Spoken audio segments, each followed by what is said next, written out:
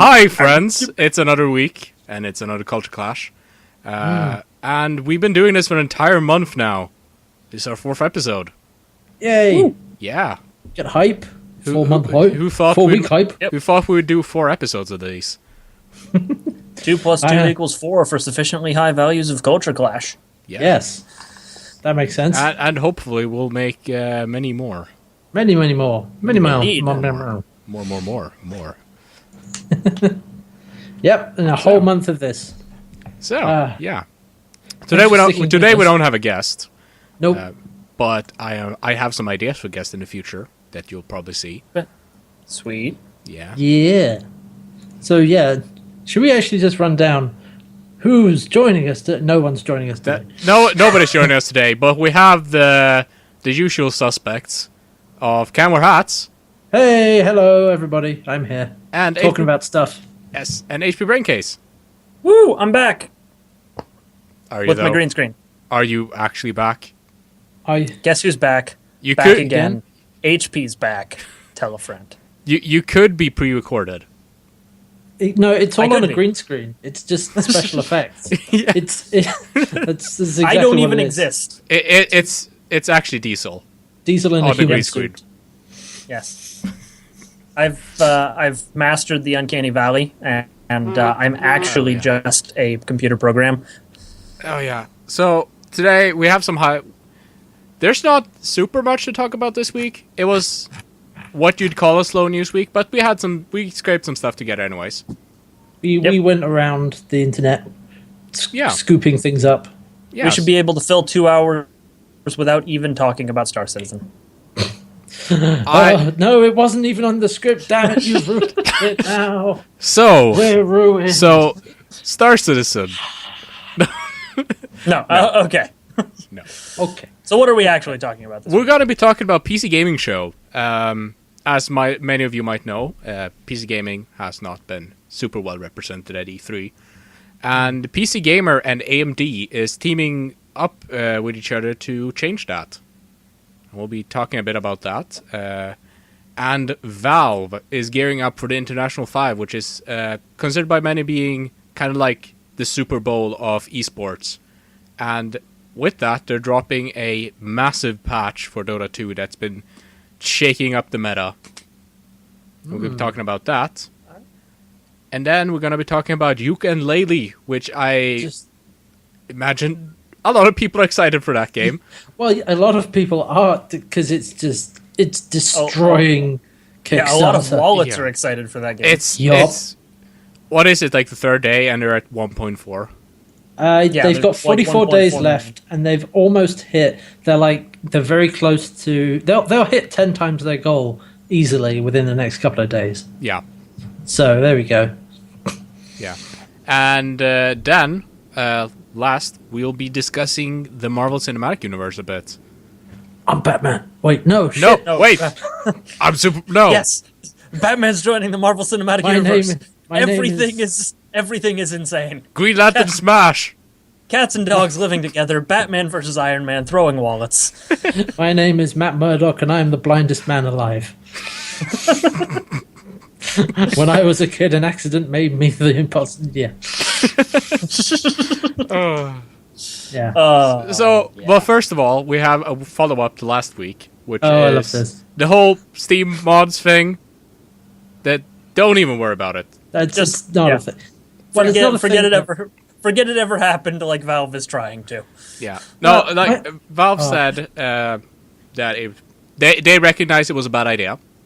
My favorite quote is like the literal quote is, "We've done this," meaning we've rescinded what we were doing because it's clear that we didn't understand exactly what we were doing.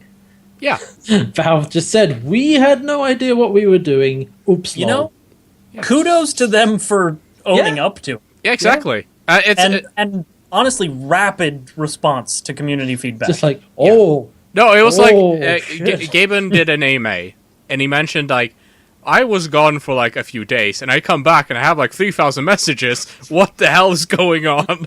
It's like that scene from Community with the the Different Timelines episode where Troy comes back into the room with pizza and everything's just on fire. Yeah. And people are hitting each other. That's also my we favorite were in the community darkest episode. timeline.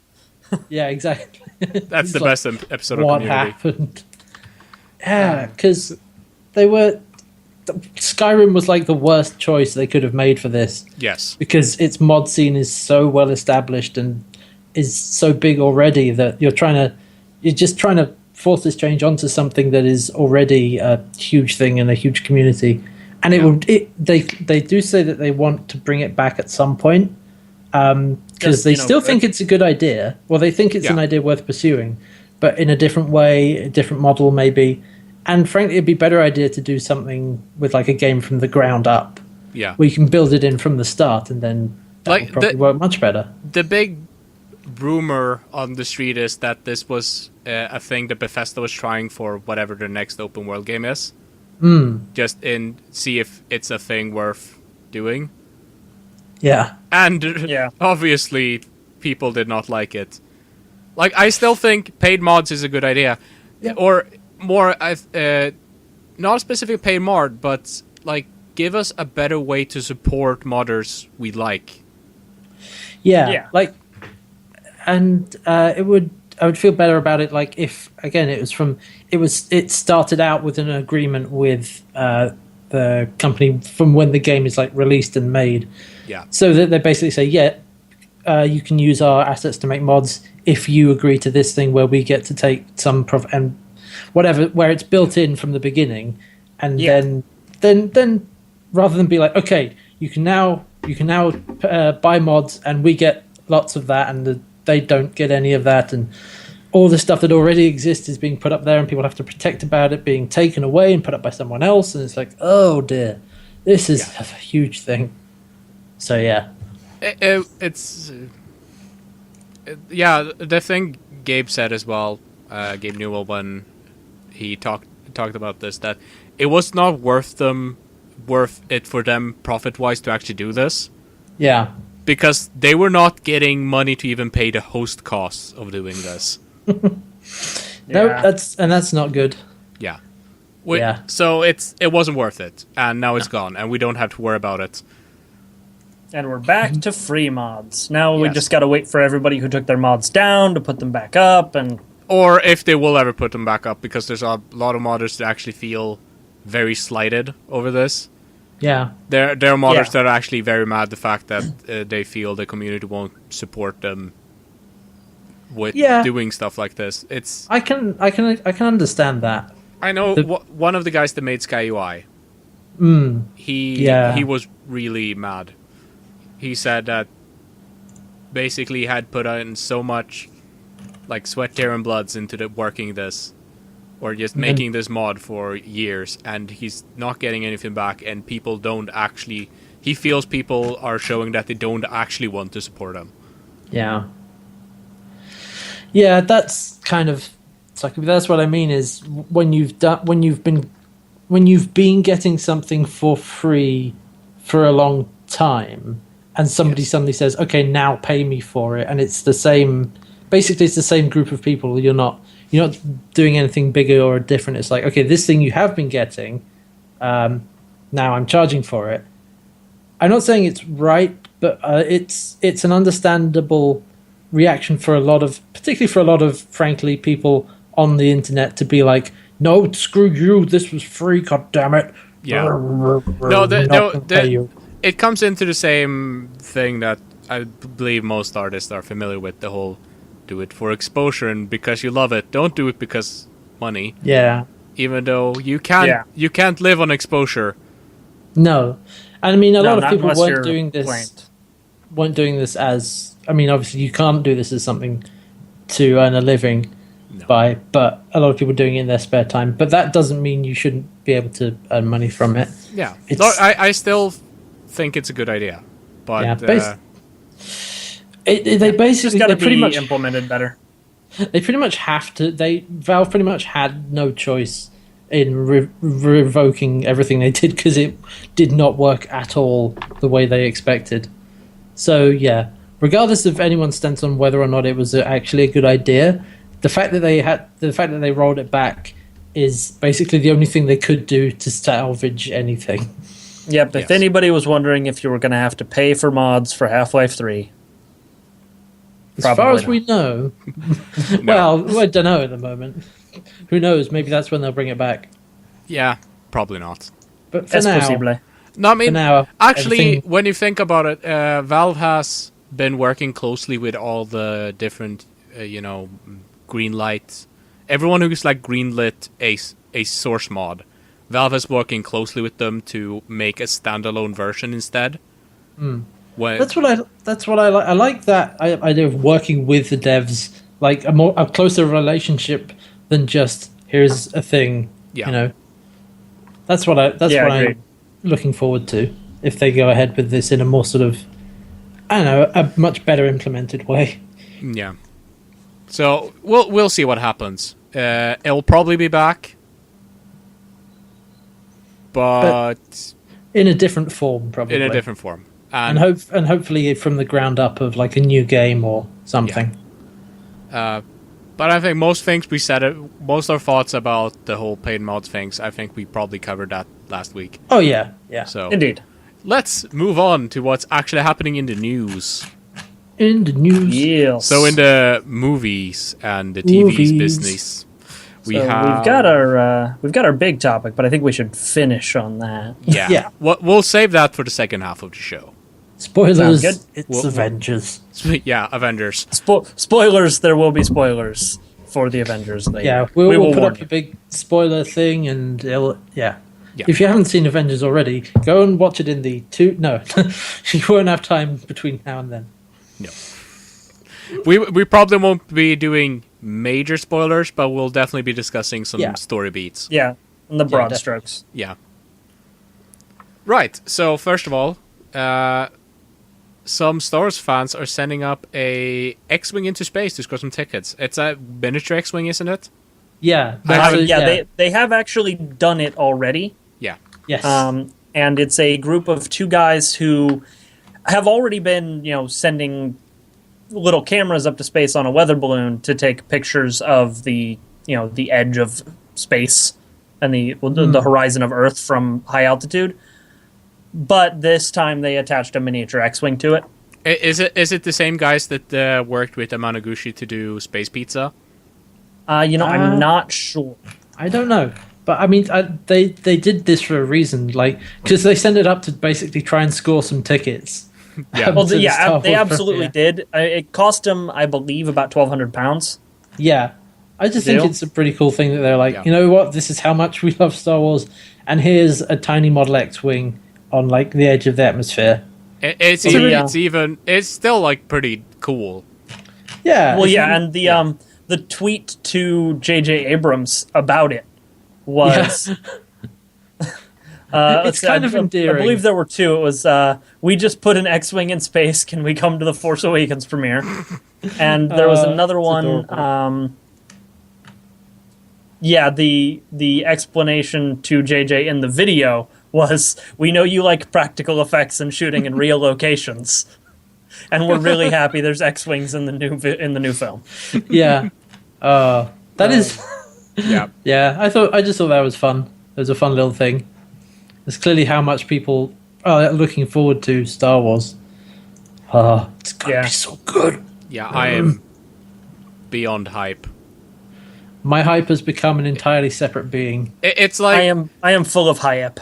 so many I am- people were like J.J. Abrams shit, and I was like, I don't care. Did you see that trailer? Yeah. I don't give any shits now. I just want to see it.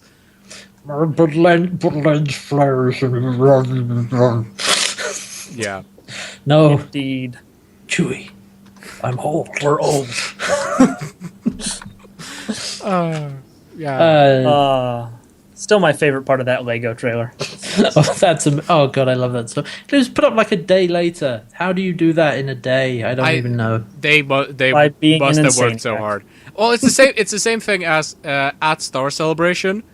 There was a guy with like the crushed Darth Vader mask, like tattooed. Oh right. A few Yeah. hours after. Like he just saw the trailer, went to the Like, tattoo, and just tattooed it. Yeah, like I'm a Star Wars fan, but it was wow. really high quality as well. Wow.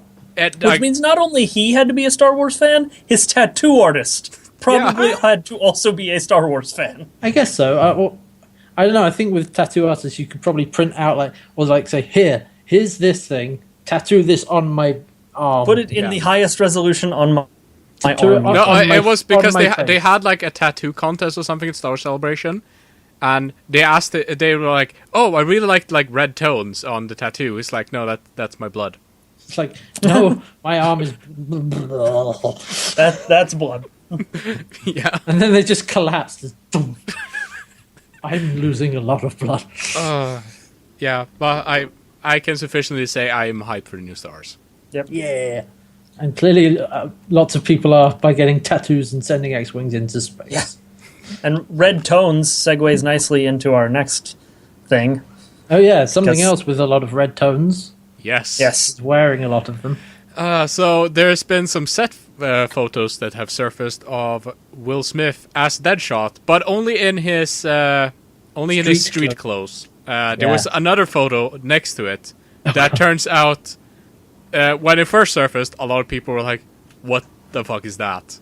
It's a guy in like armor and like body armor and like a helmet, and people are like, "Who is this character?" Or maybe some people were saying maybe it's Firefly or it's not even that. it's not even like his that he was wearing armor. It's like he was wearing like motocrossing gear. Yes. Yeah. Turns out that guy was a cosplayer. Turns out it was just cosplay that was on set. Yep. Whereas the actual reveal of Will Smith as Shaft as Deadshot. It kind of is. Yeah. He's got a long sort of red leather jacket, a hat, and basically that's all the interesting stuff. And carrying a bunch of shopping bags because he decided to go out shopping in his costume. There's a sale on. You got to get the deals when they're available. I haven't seen enough of Gotham, but I've heard that he wears a very similar costume in the Gotham TV series. Okay. No, I haven't seen Gotham either, but fair enough. It's still just that it doesn't run right by me. But I think people were more interested to see his like Deadshot costume, not just like here he is in the street, because that's less relevant or that's less interesting. And this is for the Suicide Squad movie, which we had the design. We talked about the Joker design last week. I mean, if the other design that turned out to be a cosplay, if that was actually part of the movie, that I think, people were already not happy when they saw that, but it glads me that was not actually part of the movie. The designs for this are just it's weird. We've seen like here he is in street clothes, looking kind of. It does look like I know the Joker design we weren't a fan of. Yeah, but it looks like more colourful and interesting designs than other DC movies that we've been watching. Have been doing. So that's something, I guess. Yeah, we haven't seen the official Harley Quinn design yet, have we? No, we haven't, and we know who's playing her, but we haven't seen the design yet. We'll have to wait and see for that one. That one's concerning. We'll see how it goes. Yeah, we'll see. However, do you like feeling old? Not particularly, but I mean, did you know that it was 20 years ago that Dragon Ball aired on TV? No. Why? Why does it have to be so long? And they're still charging up till this day. They're still charging up to this day. They still haven't aired the final episode. Actually, they haven't still aired the final episode because Dragon Ball GT is now completely non-canon, and they're working on a new Dragon Ball TV series called Dragon Ball Super. Fair enough. And I must say I'm pretty excited because I've been a lifelong Dragon Ball fan. Even though whatever you might say about Dragon Ball, specifically Dragon Ball Z,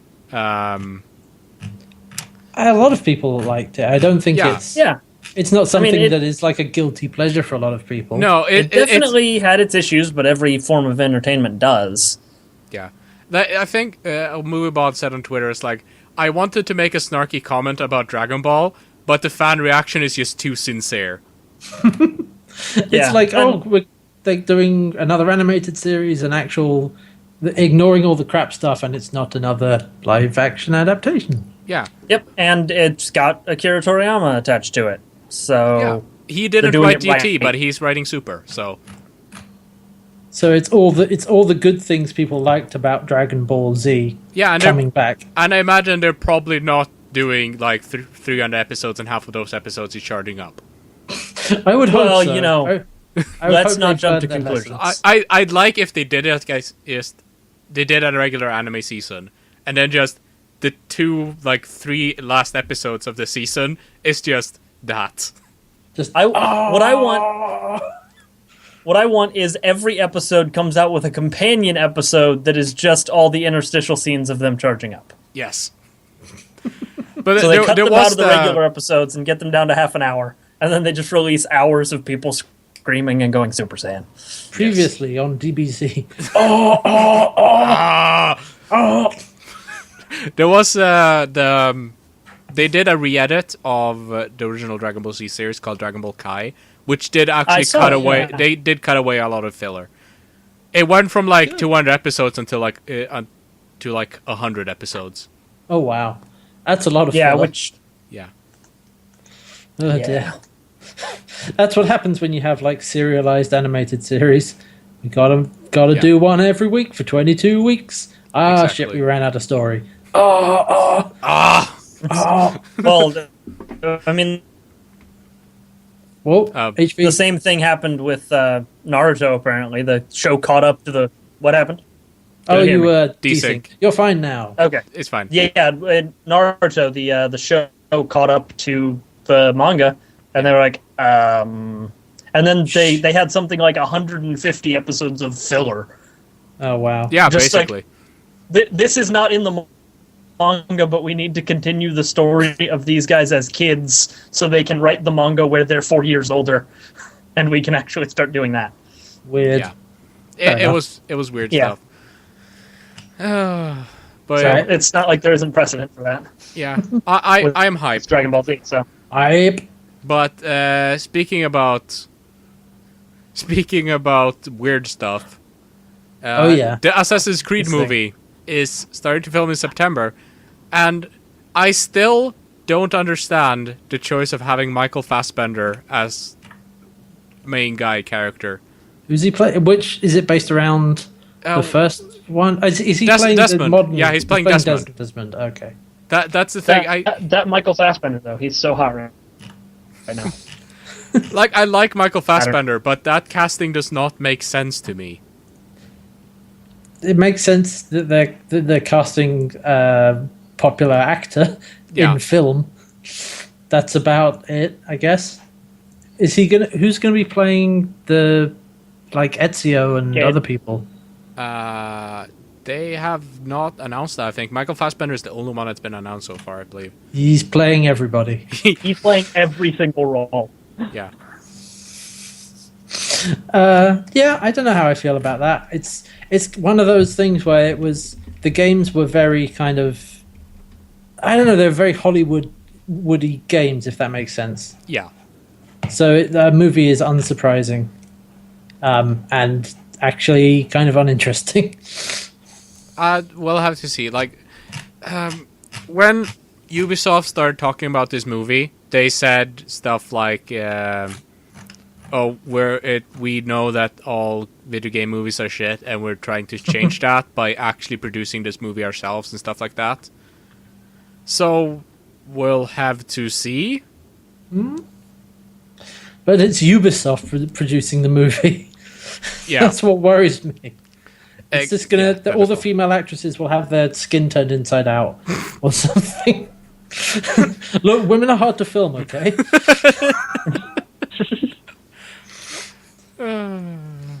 Oh dear. Yeah. Anyway. Yeah, I don't know. We'll see. Michael Fassbender. He's an actor. Yeah. Okay, so then kind of tailing into what we were going to talk about, our big talking point. Actually, wait. Oh, wait, hang on. Wait. Have we got a thing? What's going on? We'll talk about the thing under that first. Oh, I thought, okay.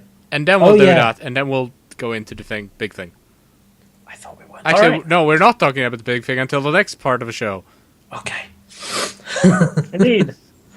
Planning. Get hype for the next part of the show, I guess. I suppose so, yeah. But they've shown us the first look of some of the designs for X-Men Apocalypse. Yeah, we've seen Nightcrawler, Jean Grey, and Jubilee so far. Yeah, and it's a very 80s period piece. Yeah, and Jean Grey is being played by Sophie Turner? Sansa Stark Sophie Turner. From Game of Thrones. Sophie Turner. I said Sophie Turner. It's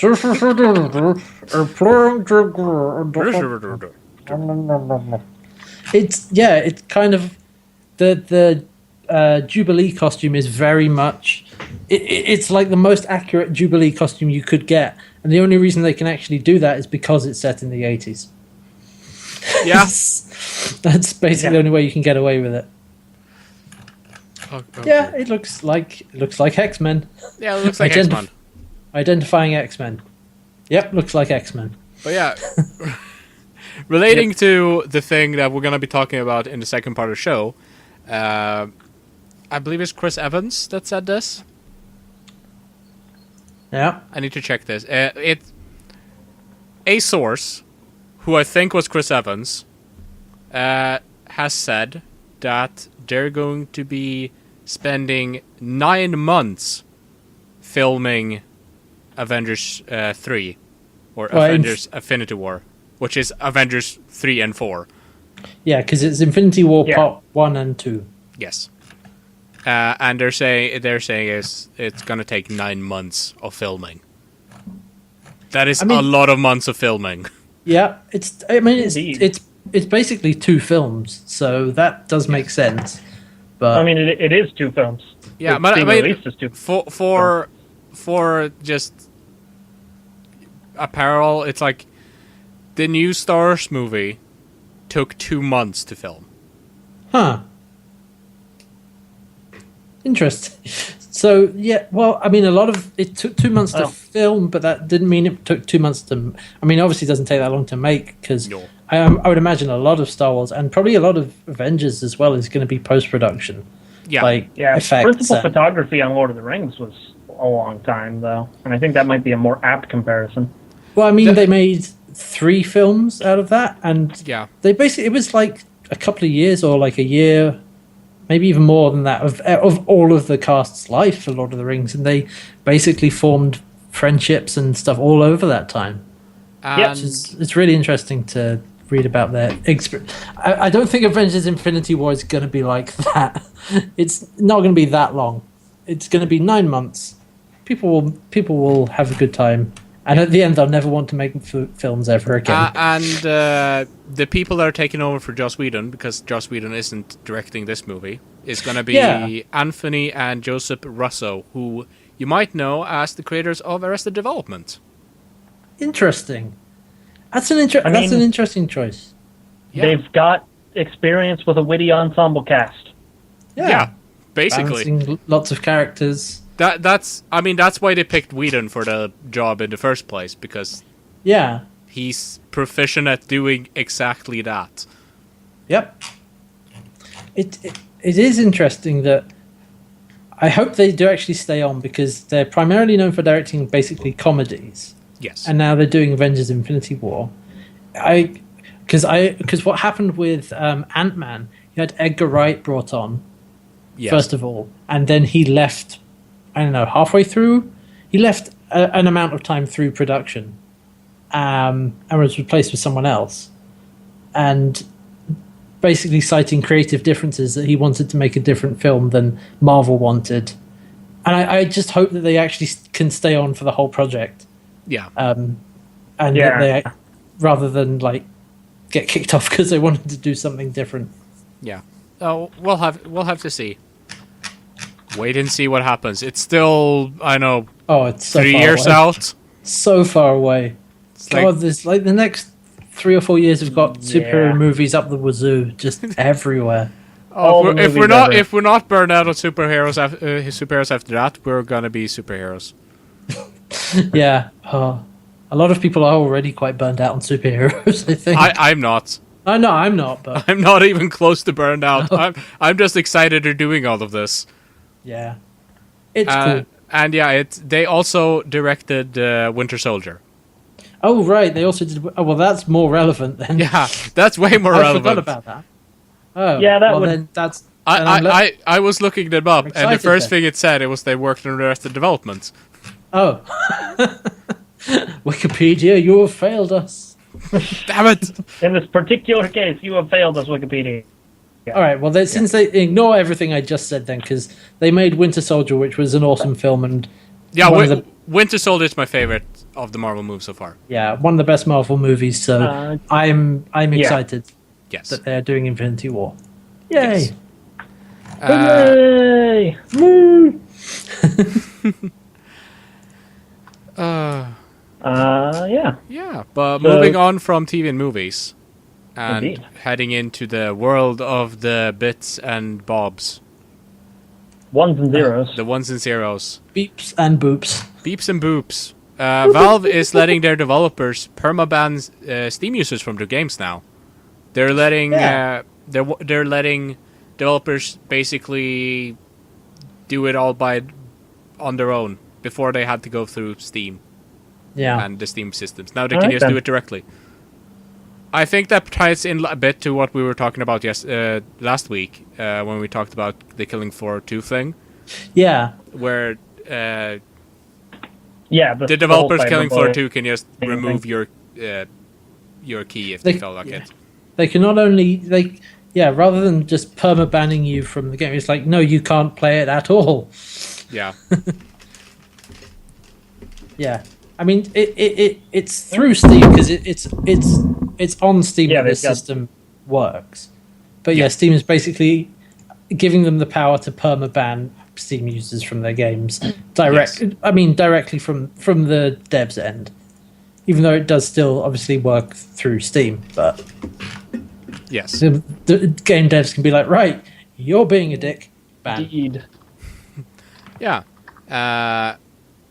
Some people have said that this might be negative because we have had issues with developers silencing critique on the official forums by banning users and stuff, and that this could turn over with them straight up banning people from their games. But that's a bridge that we'll have to cross when we get to it.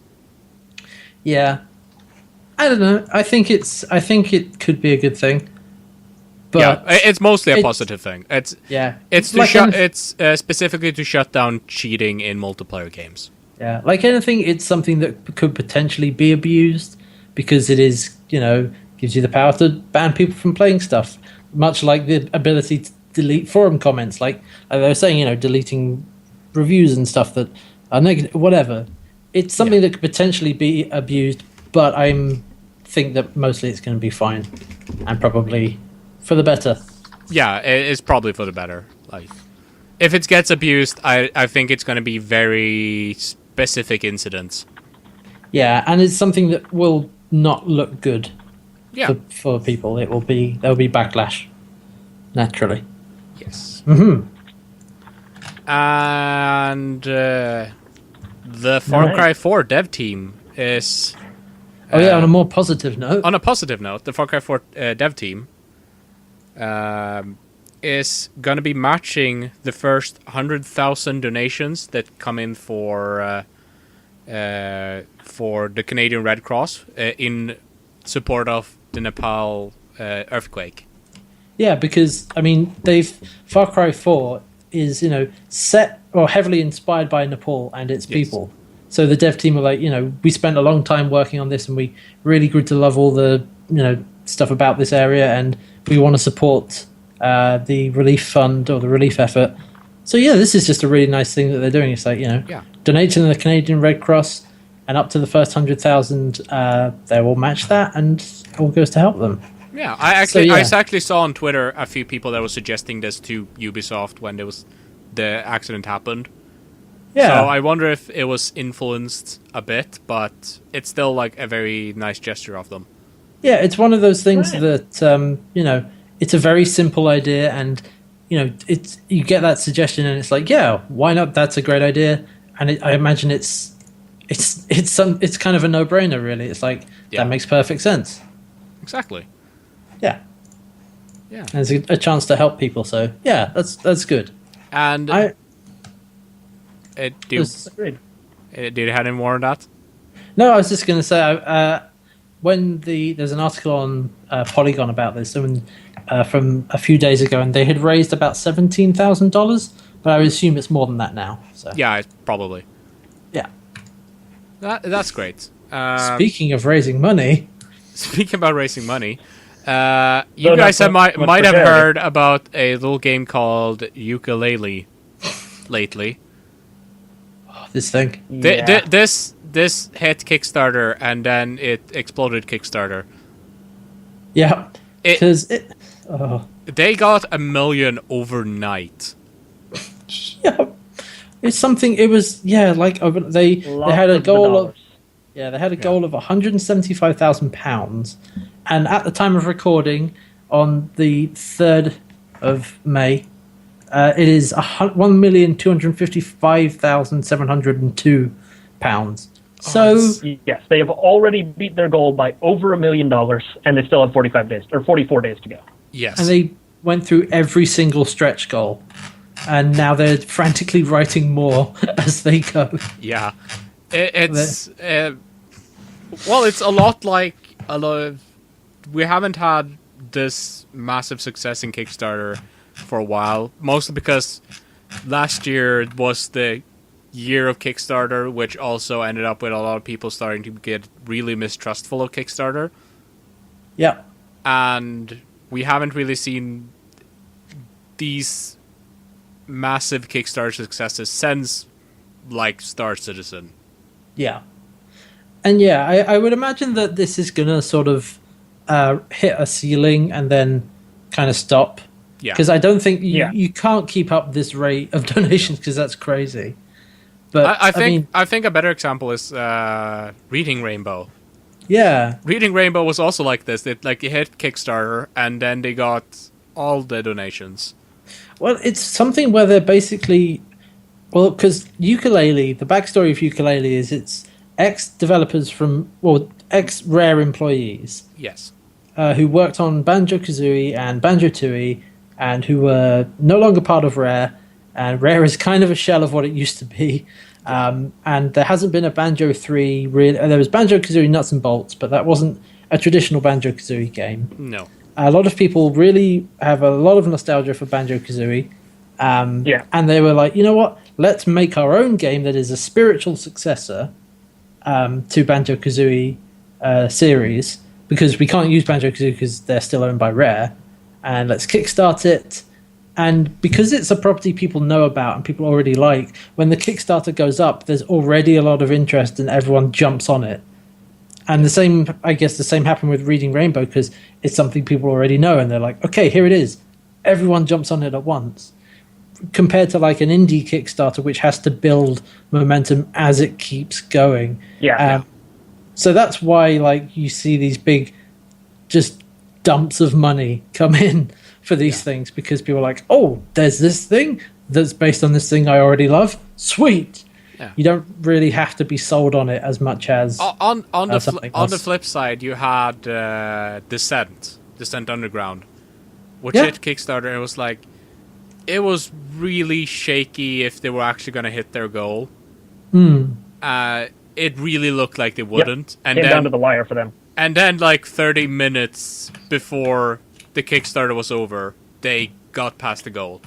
And even that's also like an old beloved property that they're actually doing a new game, and they weren't doing that well. And then, well, they finally got through. Fair enough. Yeah, I guess it's also I about like coverage.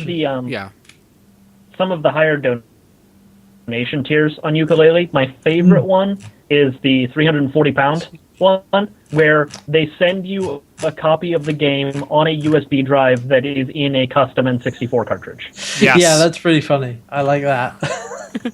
Because like everything about the game, it is just like, okay, we're making Banjo-Kazooie, but we can't use Banjo-Kazooie.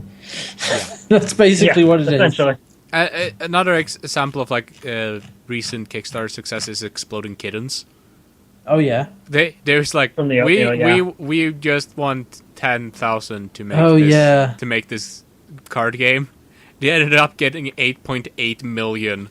That's a weird one. That's a weird one. Like you have to wonder, where is that other money supposed to go?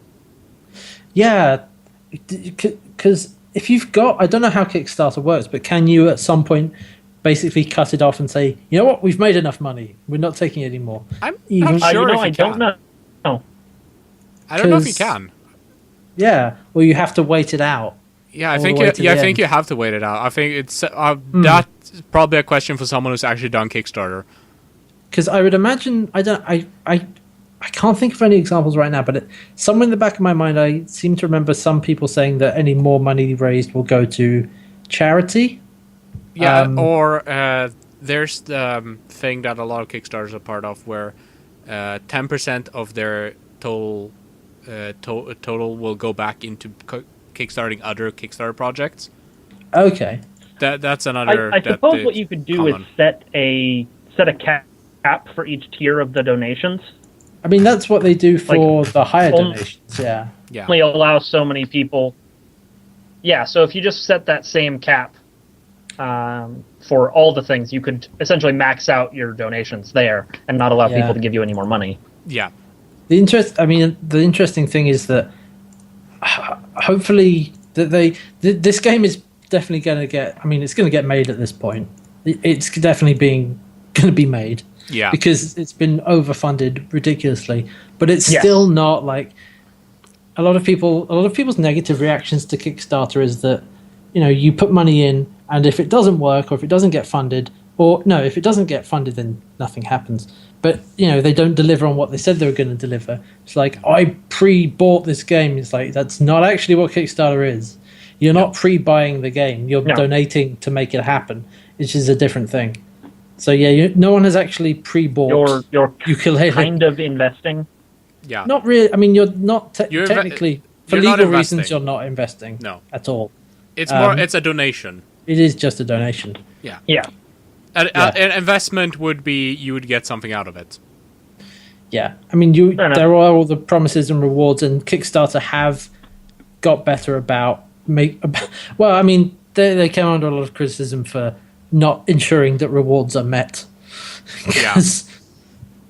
But having said that, this is clearly something that they want to do for a reason rather than just, you know, we're trying to take everyone's money. It's like, we want to make this game because this is what we wanted to do all along and never got to do. Yeah. Yeah. But nobody has pre-bought this game. Just thrown money in. You have thrown in money to make sure it happens, or hopefully happens. Yeah. Ukulele coming out sometime next year, I think. Yeah, I'm excited. It doesn't have spaceships for $200, so I'm not interested. What I like is that it is going to be coming out. Is now going to be coming out on all platforms because they hit that stretch goal. So it's going to be out simultaneous release on Xbox One, PS4, and PC. So that's pretty cool. Yeah, that's pretty cool. So speaking about video games, and the big major platform right now in video games is PC games.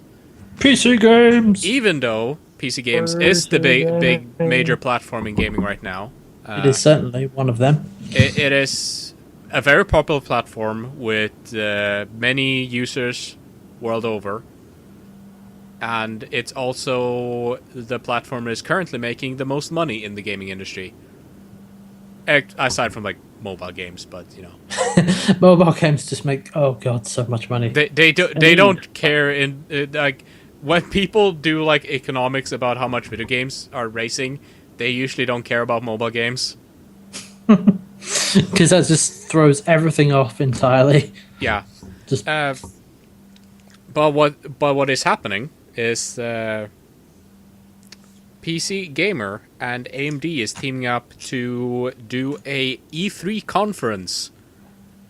As people might be well aware of, E3 has not had a lot of PC-centric content because E3 is a marketing event. Yeah. And PC doesn't really have a marketing department. Well, no, because the reason it's not had a presence is because it's not a unified thing. Yeah. It's not like you can't have the PC booth. Like you can have the Xbox area or the PS4 area without someone organizing it. Exactly. As is like a thing. Which is what's happening. Yeah. But yeah, so they're teaming up to finally give PC games a proper spot at E3, which, as someone who is primarily a PC gamer, I am very happy that this is happening. Yeah. It's interesting that it's PC Gamer and AMD. AMD, I mean, AMD makes sense. They make they make hardware and other stuff. Yeah. PC Gamer is interesting because that's PC Gamer magazine or website or whatever. Yeah. And they're the ones putting it on. Exactly. And AMD. Yeah, and AMD. So yeah, that's it. I don't know if I would have expected them to do it, but thinking about it, I don't know who else would, to be honest. No. Yeah. And it's going to be hosted by Day9, who a lot of people know as a YouTuber and general esport personality. Yeah. It's also going to have appearances from, let me check who was appearing. It was going to be Blizzard. Mm-hmm. CIG was going to be there. Yeah. Like, I need... Look. I had this list somewhere. Oh, I have found a list. Yes. You've got Boss Key Productions, Blizzard, Tripwire, Square Enix are going to be there, Obsidian, Paradox, Devolver Digital, and the Humble Bundlers. Yes. Humble Bundle. And also Dean Hall of DC fame and Cliff Blasinski. Both of those are very interesting choices because they don't have a lot of goodwill with the PC community right now. Interesting. Day Hall because he's the designer of Daisy. Oh yeah, I remember. Yeah, I remember hearing about this. Yeah, and didn't he basically stop working on it? Yes, he has stopped working at Bohemia because he wanted to work on something different. Like that's completely fair. I have no hard feelings towards Dean Hall, but that's not the same for a lot of other people. And then there's Cliff Blasinski, who did.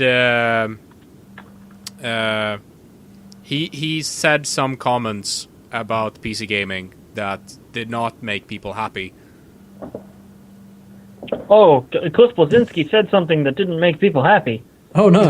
Oh no! Somebody said something that pissed off the internet. I mean, if you remember the whole thing of Old Man Shouts at Cloud. Yeah, like Phil Fish said, like PC gamer or like PCs are only good for spreadsheets. Cliff Blasinski said something kind of similar.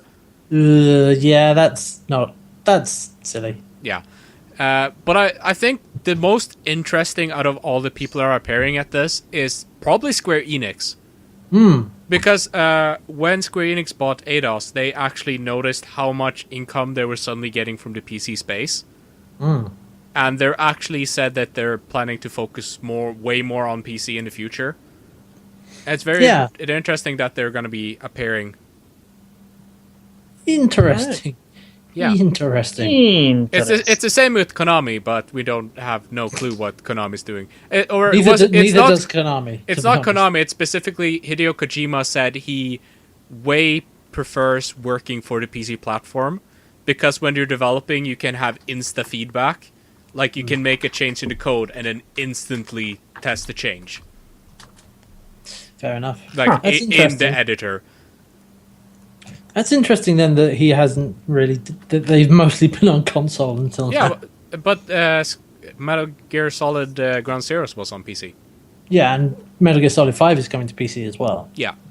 I wonder if that means some point we'll get like an HD release, or like there's like the Legacy Collection you can buy for Xbox, no, for PS3 or whatever it is. It has the Metal Gear Solid 1, 2, 3, and 4 on it. Yeah. Who knows? Maybe that will happen on PC. No, one day. they'll release it and not tell anyone about it, just like they did when they originally released that. Fantastic. Oh, hey, looks like HP is back. His Yeah, connection- HP Yes, back. my connection issues seem to have sorted themselves out.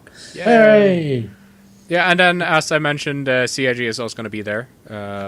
lots of people. Yeah, lots of people. So that's going to be interesting to see. I look forward to that. All right. What else? What are the video games? And the video game news. I think There was the reveal trailer for Black Ops 3, yes. COD which Blocks. it is another COD Blops shooting man's game with as I put in the show notes here, apparently Black Ops means cybernetic super soldiers shooting people in broad daylight in populated city streets. Yeah.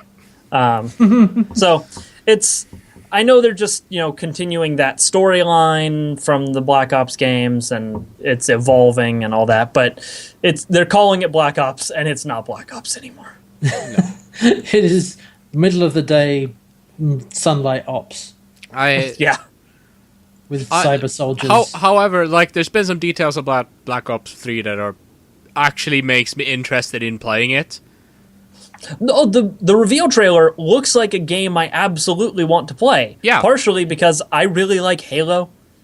And No, I'm thinking You know. if this is actually the payoff of what Activision did a few years ago, where they put COD on a 3-year development cycle instead of a 2-year. Okay, so they because have. They added another studio into the mix because they had Infinity Ward and what are the other Treyarch? guys? Treyarch. Yeah, they Treyarch. were the only ones developing, and they will release a game like every second year for like each studio. So Treyarch did a game, then Infinity Ward did a game, and then Treyarch did a game. So they had a 2-year development cycle, and now they've added a third studio, which is Sledgehammer, I think. Okay. yeah.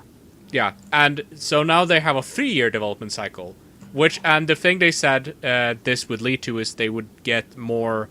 The development time would let them improve more systems.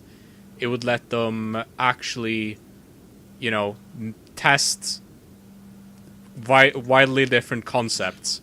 I mean, it would just give them more time to work on the game. Yeah, exactly. That's more what it time, boils down more time to. to polish, so it maybe doesn't Yeah. feel like you're getting the exact same game every 2 Exactly, years. and like you said, to do something different. Exactly. Which And it- that's what it we've been looks seeing so far with both different. Advanced Warfare and Black Ops 3. That they're doing something different. That's what's exciting. That's what's at least interesting to me, because I've never been too bothered by or interested in just generic military shooters. So Call of Duty and Battlefield has been whatever. But this kind of is taking a more sci-fi turn with augmented soldiers and cybernetics. It's this looks more interesting. And, This looks like a game I want. and it has to play. 4 players co-op in the campaign. Yeah. That's my jam.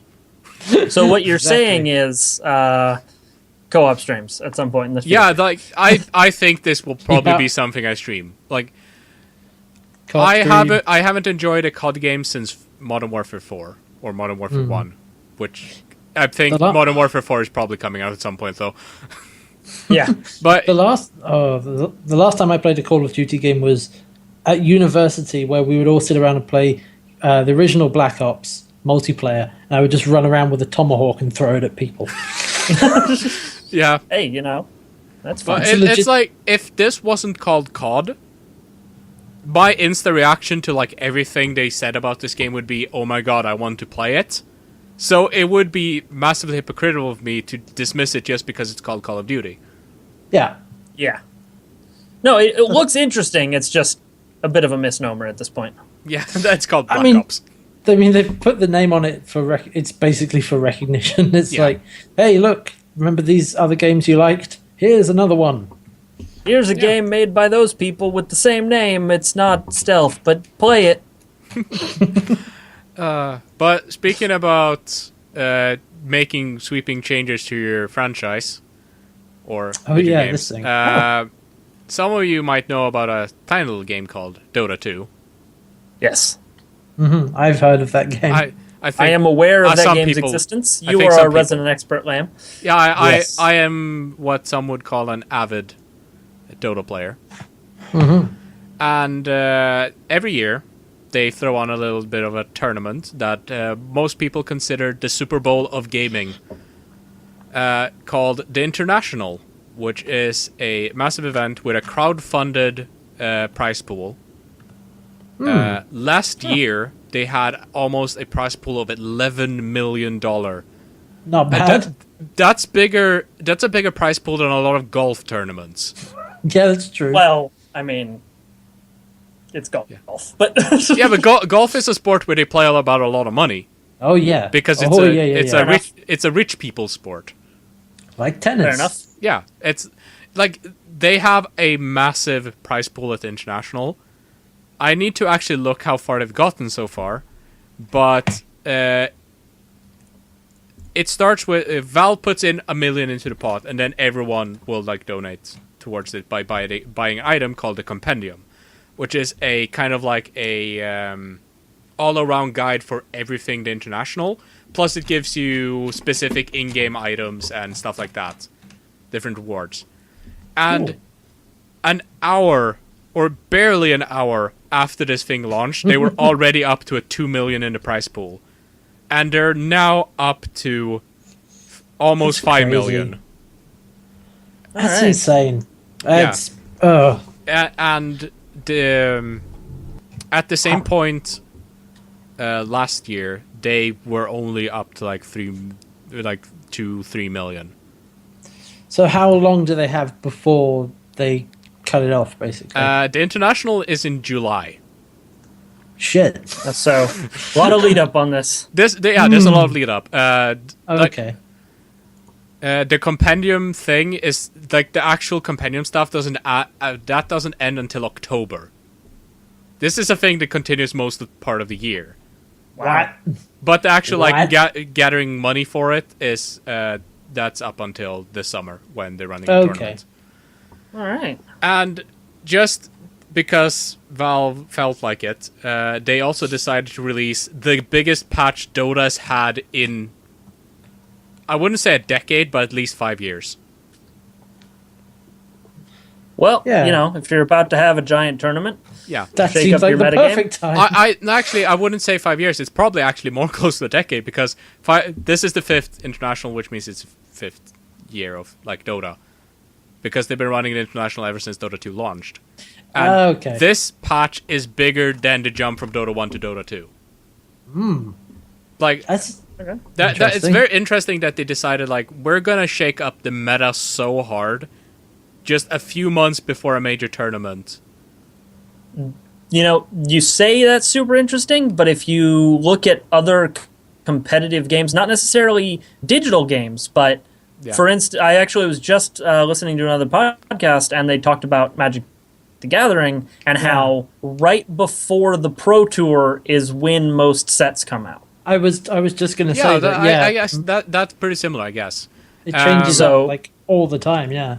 And I believe, I mean, it's not like what happened. It was like a few months ago, or it was like last year, when they dropped the big major meta patch in the middle of a tournament. It was the middle of a game for some teams.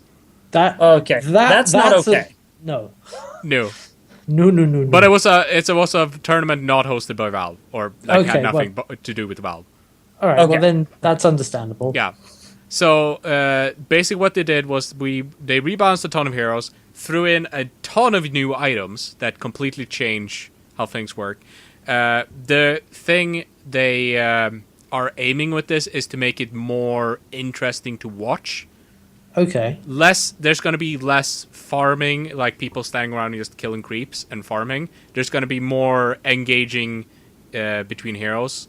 Or dynamic. Yeah, more dynamic. Like early aggression is way more rewarded in this patch. And I'd urge everyone who everyone to actually watch the International this year, because it's an amazing event each year. You don't actually have to know much about Dota.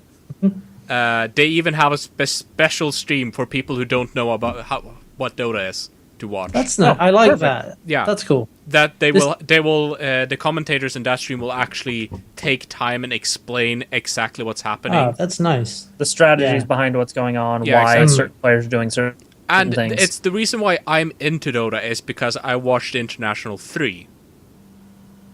And that's fair enough. And that's why I saw that and I'm like, wow, this is actually really fun to watch.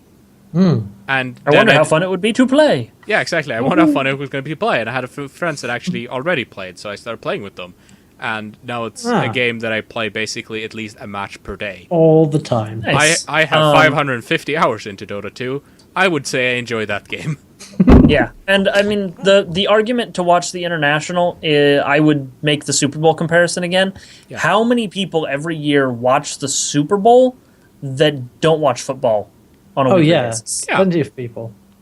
Like, I've watched the Super Bowl a couple of times. Yeah, you watch it for the spectacle, even if you don't necessarily understand all the nuances of the sport. Does the International have a halftime show? With Katy Perry on like a star coming across the top. Hashtag Left Shark for life. Maybe they do this year. Who knows? They should. That's why everybody watches the Super Bowl.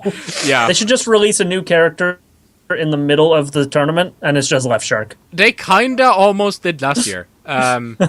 Last year when they did Compendium, they founded the release of a hero, because the Compendium is also stretch goals for things they will add to the game. Oh. So it's like, if we reach this goal, we'll add this thing to the game. And last year, one of the stretch goals was a hero called Goblin Techies, which is a hero that's very, I'd say polarizing, but he's almost universally hated. Well, you know. Yeah, he was amazing. He was hated in Dota 1, and it's still a thing that most people want in the game, because he's basically a troll hero. He's just a hero that's there to wreck everyone else's day for no reason more than the player playing him is an asshole. He's the Shahrazad of Dota. And last year, that was a Compendium reward. And they have an all-star tournament each year, or an all-star match, where... now. Yeah. No. Indeed. Where they will take, everyone will vote on the most popular players that will play in the all-star match. And that's the match where they revealed Techies.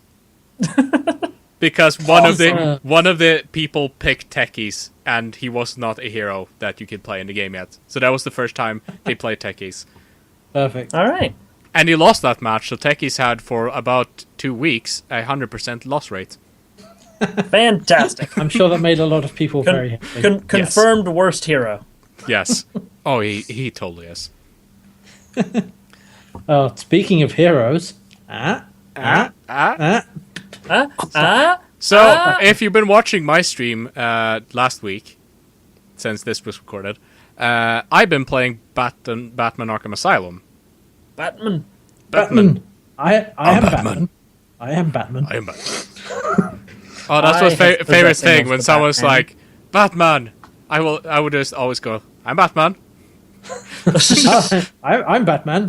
I'm Batman, and so's my wife. But they're ending that trilogy with Batman Arkham Knight. Yes. And now we've gotten some details on the season pass. Yeah, this is interesting. The incredibly expensive season pass. This is the first thing we found out was how much it costs. Yes. It costs a lot. Yep. Approximately $40. $40. Yep. $40 American. 40 buccarinos. $40 American. That's a lot for a season pass. That's just... Yeah. The thing is, $40 is more than I pay for most games nowadays. Yeah. Yes. And we also got to find out what's actually in said season pass. Yes. Is Batman in the season pass? So revealed in the most shameful way possible. A Facebook post. Not even a press release, just a Facebook post. I mean, there may have also been a press release, but the Facebook post is where a lot of sites have found it. Yeah. So the things you'll actually get from, deciding if this was actually worth it, you will get a small prequel story expansion where you get to play as Batgirl. Yep. And the Facebook post comes with a picture of Batgirl in her Arkham Knight costume. Yes, and it's pretty you know, cool. Yeah. Yeah, I'm a fan of that costume. Yeah, the costumes in the Arkham series have always been pretty good. Certainly for the Bat family. Yes. Batman, The costumes Robin, and the art Nightwing. direction in general, I've really enjoyed in those games. Yes. Yeah. I think, as Ray was, during my stream, it was every time Scarecrow was on screen, he'd gush about how good the design of Scarecrow is. Him and Jim Sterling both love that Scarecrow. Yeah, the Scarecrow design is really good. Yeah, But yeah, no, you'll get the Batgirl expansion. Nobody knows how long this is actually is. But it takes place prior to the events of the game. Yes. Yeah, because in the game you've got Batgirl is Oracle, so yes, and then So it probably explains how she loses her legs. yes, Well, the use of them. I assume yeah. she still I wonder has how them. they'll go. I mean, the canon explanation is the Killing Joke, yes. where the Joker shoots her in the back or shoots her in But the spine. in the Arkham series, that is, a thing. I'm interested to see how that plays out. Yeah, we'll see. And then you get the Seasons of Infamy, which is more story missions with Batman. Supervillains. Invading Gotham City City. Stories, which you play Batman's key allies in narrative missions, extending their storylines. So I'm expecting that to be the missions where you play as Robin, Red Robin, and Nightwing. Yes. Maybe Catwoman as well. Possibly Maybe. Catwoman. And then, do you remember the massively obscure Gotham City Racers game? Because no, I don't think anybody actually remembers that game. But if you do remember that game, there's gonna be a racing mode in this, which you get to race Batmobiles from 75 years of Batman history. Yeah, was it legendary Batmobiles and themed tracks? Yes. You get exactly Batmobile. every Batmobile will be drivable across every racetrack, and not just and the tracks are themed to the different eras as well. I would just want to see the '60s Batman track. And then Oh yes. and yeah, I hope. I actually this is one of the parts of the season pass that I'm actually kinda like. Yeah, I want that. I'm more want a interested map in that. Based on the version of the Batcave from the Scooby-Doo All-Stars episode where they meet Batman and Robin. Oh god! No. That. No. God, that is so bad. I love that. Bat cookies So and bat milk. Yep. You're forgetting one thing. Abraham Lincoln never wore a turtleneck sweater. And then finally, Weebles wobble. Okay. finally you get the standard set of challenge maps and a wide variety of character skins. Oh god, I hope Adam West '60s Batman is in there. I think It's gotta be. I'm pretty sure that was in Origins. Oh, maybe it was. I didn't play Origins. Origins had a shit ton of skins. That's true. It's every Batman you can ever imagine was in Origin. I guess it's not a trilogy anymore. Yeah. Okay, Well, it's a it's a quadrilogy then. Trilogy in 4 parts. Yes. Well, you can consider. I mean, Origins wasn't developed by Rocksteady. It was developed by someone else. And it's a prequel. And it's a prequel. So you could count the 3 Rocksteady Arkham games as one thing. I don't know. They're technically a trilogy. I'm. You could call it a spin-off. Well, it's like Hitchhiker's Guide to the Galaxy, where the 5th book was had the subtitle "The Fifth Book in the Increasingly Poorly Named Hitchhiker's Guide to the Galaxy trilogy." Yeah, exactly. But this is going to be their last Arkham game. Yes, I think it's probably not going to be the last Batman game. No, I would be very surprised if it was. I think what I want to see a Batman Beyond game. He is canon again. Yay. Batman With Beyond. Future's End in the comics. Yeah. So 'Cause good. There was a Batman Beyond skin for Arkham City. I remember that. There was. Yeah. That was pretty cool. It was the Bruce Wayne as old grizzled Batman Beyond before Terry McGinnis, though, because it was all big and bulky. Yeah, Yeah. exactly, yeah. Yeah, but man, I love Batman Beyond, or Batman of the Future, as it was called over here for some goddamn why reason. I don't know why either. I think it was called out in Sweden as well. Have you read Future's End yet, Hats, by the way? No, I haven't. It's on my list of things to read. Read it and report back. It's so good. I'll add it to my list as well. Okay. But it's still running, unfortunately, so you can't just binge the whole thing. No. I binged up to like 3 weeks ago, and then was like, no, My Batman. no, dot They gif. so. be taking my Batmans. Do we want to go into the science news? I guess we can. It's pretty. There's not a lot of science news this week. No, it's like Yeah, there's some cool gadgets that are in existence, and some stuff that science and Although- technology. In our science and technology category today, Groove Shark is #dead. Hashtag Yes. dead. Yeah, it's been a long time coming, and it's finally dead. Yeah, it's this, kids, is why you secure the rights to the things you want to share on the internet. You'll have to pay, otherwise your potential damages could be $736 million. Yeah. Yeah. So that was the deal. They shut down the website, give up their patents on all their sharing technology, and there was something else included in the deal. Essentially, do they're anything never like this allowed to ever. do anything like this ever again. And by doing that, they don't have to pay $736 million. Yeah. Yep. So, Yeah. yeah. It's been a long time coming. I don't think anyone's surprised that Groove Shark is dead. It's pretty dead. Yeah, Yeah, it's really dead. It's just now it's Super dead. done. It's It done. is officially done. It's not happening again. In fact, if you go to grooveshark.com, they have, in place of an actual website, an apology, basically saying we were wrong, we screwed up, we're sorry, goodbye. Yeah. Yeah. We're sorry. Go check out these other services that did it right. That are not Goodbye. us. Goodbye. And then speaking about bat gadgets, Yeah, Oh, there's yeah. a cool little gadget that has been what school did it? KIT has officially built something they can use to make small objects invisible that Yeah. can be taken to everyday classrooms without an external power source or anything like that, and just set on the table. And it can make something, I believe, something about the size of a golf ball, Yeah. completely invisible to the human eye. Yeah, they say, what do they say? It's like, with a reasonably strong flashlight in a not too bright room, it is easy to demonstrate the cloaking. So, Yeah.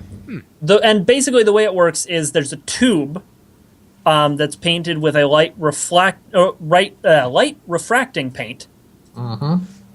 And it's housed in a block of a material that's light scattering.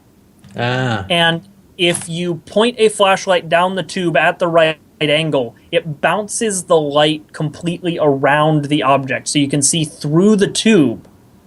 Well, you can see what's on the other side of the tube without seeing the object in the middle of the tube. cool. Yeah, that's pretty neat. And I just thought that had to be included because on our show notes, we call this section Science, Technology, and Magic.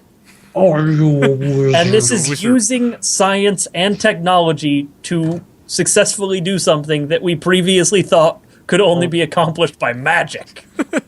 And of course, The title of the title of the article is "No Hogwarts Invitation Required." Exactly. Every single popular science article about this in like newspapers is going to be, oh, Harry Potter, real world invisibility Right, cloak. cloaking technology has been something that most most militaries have been working on for ages. I know the American military is working hard on it. The British and Swedish military are cooperating on it. Yeah, it started like all the articles about it for a couple of years were like wavelengths that didn't actually matter to visible light. They were like infrared and ultraviolet. Yeah, infrared, yeah, and now it's moving into like visible wavelength. Yeah. The first thing I ever saw was just like one of those, no real sort of peer review or anything articles when I was 12. That was actually, I think it was like a vest that was cameras and screens, small cameras and screens. Yes. I remember on that. On a vest, and so it would show the objects in front of and behind, and it was very janky. Like even in the pictures, which could easily have been edited, it's like, well, this is clear. Like I can see where he is, but still, that's awesome. I think will we see something new like that now that bendable screens is becoming more of a thing? Maybe. We don't know. Because then you can make like a form-fitting TV T-shirt. Yeah, the problem with that is not necessarily manufacturing the thing, but also powering it. You have to have like a big power pack on your belt or something. Did we cover the Tesla thing last week? Because Tesla. No, we did not talk about the Tesla home battery. Yes, because Tesla has been continuing on improving batteries. It's one of their fields where they're trying to make better power sources that are just better and don't fail. Makes sense. Yeah. Yep. And so they've been focusing on it for their electric car, the Tesla, for a while now. Yes. And they've come out with a version now that costs about $3,000, can hold 7 kilowatts per hour, and would be able to, if you have solar, is the main thing it's set up for. If you have solar on your house, it helps deal with the fluctuations of like if a cloud passes in front of the sun. Or something else that an article I found on Wired. Basically, they say that you can charge it up overnight when you have cheaper electricity rates, and then use that electricity during the day. Yeah, so you actually pay less for your electricity. And go ahead. Yeah, like green energy has been a focus of Tesla for since the company started. Yeah. But the one of the problems is it gives out a DC current rather than AC. Yeah. So you'd have to convert it if you But if you've already got solar set up, you may already have a converter though, because I believe the power that comes out of solar panels is DC. And this is a huge step forward compared to other battery technologies. There's actually a small town, I want to say it's in Alaska, that has a backup battery for the town. Cool. It's about this. It's a bank of batteries about the size of a football field, and this town is very small, small town. I don't know the exact population, but that backup battery can power the town for 12 minutes. Yay! It's something. It's something. So it's one of those, like, I don't know why that stuff keeps ending up in the north where they spend lots of money to build something that's not really functional. Because reasons. If this same technology can be scaled up, it can be huge for buildings that maybe can't do a backup generator. Yeah. Yes. But need to be able to keep power. I could see this technology finding its way even into hospitals. Yeah. Because as like a second degree of failure for if your backup generators give out. Yeah, sounds good. It's something I'm actually pretty excited about. Yeah. Cool. Yeah, I'm always excited to see what just Elon Musk is doing next. Yeah. What is Elon Musk, the real life Robert Downey Jr. or the real life Tony Stark without the Iron Man suit, doing for us now? Probably making an Iron Man suit. I'm okay with that.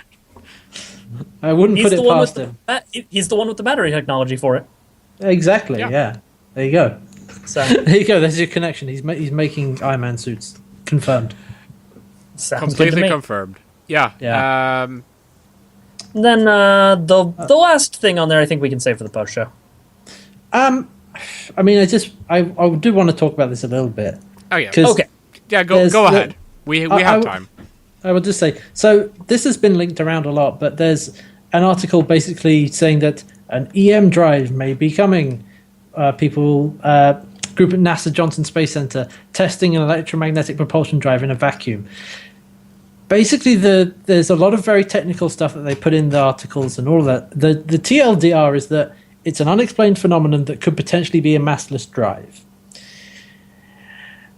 And this is why it's bullshit. Tell us why it's bullshit, Ken. So this has been doing the rounds, and everyone's been very excited by it. And it could be, you could go to the moon in 4 hours, and it's reactionless or mass or whatever it is. This article is posted on nasaspaceflight.com, which is not an official NASA website. It is one experimental data point. It is not a peer-reviewed study.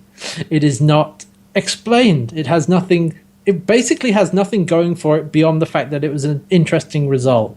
Yeah. So call me back when it is heavily tested, peer-reviewed, reviewed again, then released, and then talked about by NASA officially. Well, so we've covered why it's complete bullshit. Now, well, I mean, it could be something, but it is not confirmed to be anything right now. the major ifs with this that I like, the one that really tickles my fancy is if it works as well as they hope it does and can be confirmed to be a real thing. This could a probe with this drive on it could theoretically make the trip to and take pictures at Alpha Centauri in 70 years. Sure. Which, again, is why I'm very, very skeptical of this and would like to see more data, please. Yes. Because when it comes to the science, particularly when it comes to physics and space travel, if it sounds too good to be true, it usually is. And the thing that I always come back to is extraordinary claims require extraordinary evidence, which we don't actually have right now. We have one piece of evidence. That is not enough. You need more. NASA did a there's been test. scattered reports of similar things over the years, but none of them ever... Scientific method, experiment, do it again, review it, do it again. Exactly. Review it, do it again. NASA did something happened and it went, that's not supposed to happen. And that's all that happened.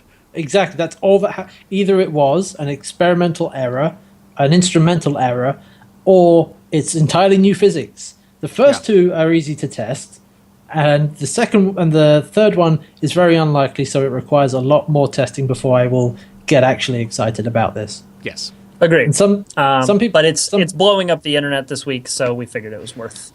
It's worth I would mentioning. much rather people got excited about actual science, about things that are real. Yeah. Indeed.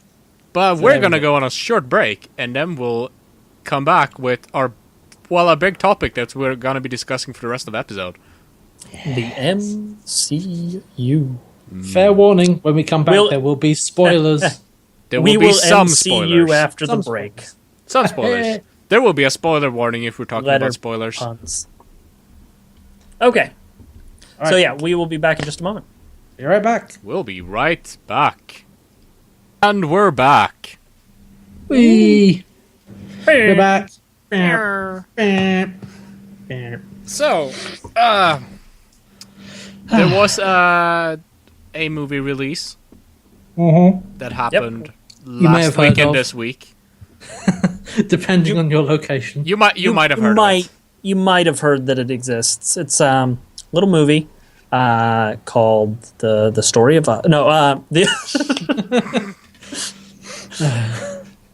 It's called Firefly the movie. 50 Shades of Grey. No. No, so Avengers 2 My dinner with Ultron.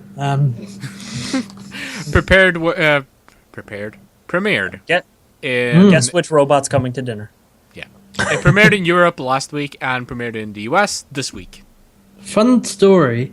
So I may have told you guys about this, but I actually have a friend who works at Disney, just in like a just in like a one of the like marketing areas, not like an actual like high up or anything. But she was able to get me and another friend some tickets to the Avengers premiere in London. So I was actually at the premiere, which was pretty crazy. It was insane. We went through the carpet and then up around into the cinema, and we got to basically Paul Bettany walked right past my face. It was crazy. It was pretty insane. Oh, Paul Bettany. And then we got to go and sit in. They were really screwed with a few seats and not people not turning up, and they couldn't find our seats, so we had to wait until they had some free, and we basically ended up with VIP seats because there was no one there. So like sick. Nice. Yeah, nice. So that was pretty cool. Yeah. Now, was the premiere 2D or 3D? It was 3D. Cool. And I mean, they had like 4 or 5 screens actually showing the premiere, and some of them were 2D, some of them were 3D, and we got in the 3D one. So that was fantastic. Cool. I also saw it in 3D, Dolby Atmos, that whole deal. I saw it in 2D. Wait a minute. That was the showing that was on the best time for me. Yeah, I have these Hulk 3D glasses I got from the. Oh yeah, that's what we saw last Oddly, week. those look like something Nicki Minaj would actually just wear. Yeah. Yeah, that's probably true. So can't wear hats. Confirmed Bollywood bigwig. Before we get into spoiler territory, how we gonna sum up our feels about the movie? Yeah, it was good. It's basically more of the same stuff that we've had in the first Avengers. Yeah. It's that again, and that's still entertaining and fun to watch. Yeah. My feeling on it was another Avengers movie, which is a great thing. Yeah. Yes. Yeah, it didn't. Go on. Sorry. I was going to say it didn't surprise me, but I enjoyed it. There. Yeah. That's what I would say. Yep. I think I agree heavily with what Movie Bob said because he tweeted a bit about it because he wasn't sure if he was going to get his review out, and he said it's basically The Godfather 2. It's technically the better movie, but it's less iconic. Because it's the second one. Yeah, no, it didn't have, puny God and scenes like that. I suppose so. Yeah. I can see that. There are a few moments in there that were like that. Yeah, there's one big moment in particular that is a massive spoiler that I'm not gonna. It's when one character hands another character another thing. Descriptive. Yes, I actually know exactly which scene you're talking about. One character gives another character another thing. Yes, and yes. That's an iconic. That's a pretty. Yes, iconic that was a good moment. But yeah, it's good. It was a good movie. I really enjoyed that they started it in medias res. Yes. It it gave us right off the bat that the Avengers are fighting together. Yeah, like that we had from the end of the first movie. Yeah, that they're a team still going out and doing things, not just appearing for this movie. They have a life outside of this film. Yeah. I must say, Paul Bettany's division, he did a good job. Yeah, he was really good. I quite enjoyed that because they hadn't they hadn't put Vision in any of the trailers at all. No, there was one poster. Yeah, there was a poster and like a character poster with him in it, but he wasn't in the trailers at all. Mostly because everything he says is a big spoiler for what happens in the film, so you can't really put him in there. But he did a really good job, and apparently a lot of his effects that made him look like the Vision were practical effects, not just CG. He was actually like painted purple and had some prosthetics and stuff, which is why it looked really cool. It looked so good. And the best my favorite part of the movie was James Spader. James Spader as Ultron. He did a good job. Yes, I think. Again, from the trailers, he seemed a lot more menacing and brooding, and then in the film, he's just like really sarcastic and actually quite funny. Yeah, that was the thing that surprised me. That was actually, he was very funny. Hmm. Yeah, no, 'cause- they did well with it. Yeah. Well, so that was the good stuff, and you had all the climactic battles, and they had the new characters. You had the twins. You had Pietro and Wanda Maximoff, Yes. and they were done very well. That was all very entertaining, and you expanded Hawkeye's role a lot, so he actually had stuff to do. Yeah, I did. Yeah, I did like that they basically directly answered the complaints about why is Hawkeye even in this thing. Like, there's a line where he basically says that they're on a floating island or something. They're on a floating island with robots attacking them, and people are, they have crazy powers, and he's a guy with a bow and arrow. Doesn't make any sense. It makes no sense at all. Just a guy with a bow and arrow. This doesn't make sense. Makes sense. Yeah. Yeah. But he actually did a lot. He contributed to the film. Yeah, A lot. I think agree. that's favorite part of for me in that movie that they did a lot with Hawkeye's character. Yeah. But I actually there are a couple of things I found that weren't as good as they could have been, say that. Because it's not a perfect... Do we want to throw up the Before we spoilers launch for- into that, I think we should say we are now entering spoiler territory. It's a big spoiler territory. This, So if you have not seen the movie yet and you don't want the spoilers, do we want to set a time limit on this? Because I can throw up a countdown on my end, and we can say, 15 minutes. We can talk about whatever we want. we can put it on 10 minutes. Yeah, 10 10 minutes minutes, is okay. probably fine. If you haven't seen the movie, tune out for about 10 minutes. Yeah. And There will be a obviously, spoiler. There will be a spoiler warning on screen. When that goes away, You can come everything's back. clear. And You for can come those back. of you watching, or for those of you listening to the audio version later, we are going to start the 10-minute countdown right now.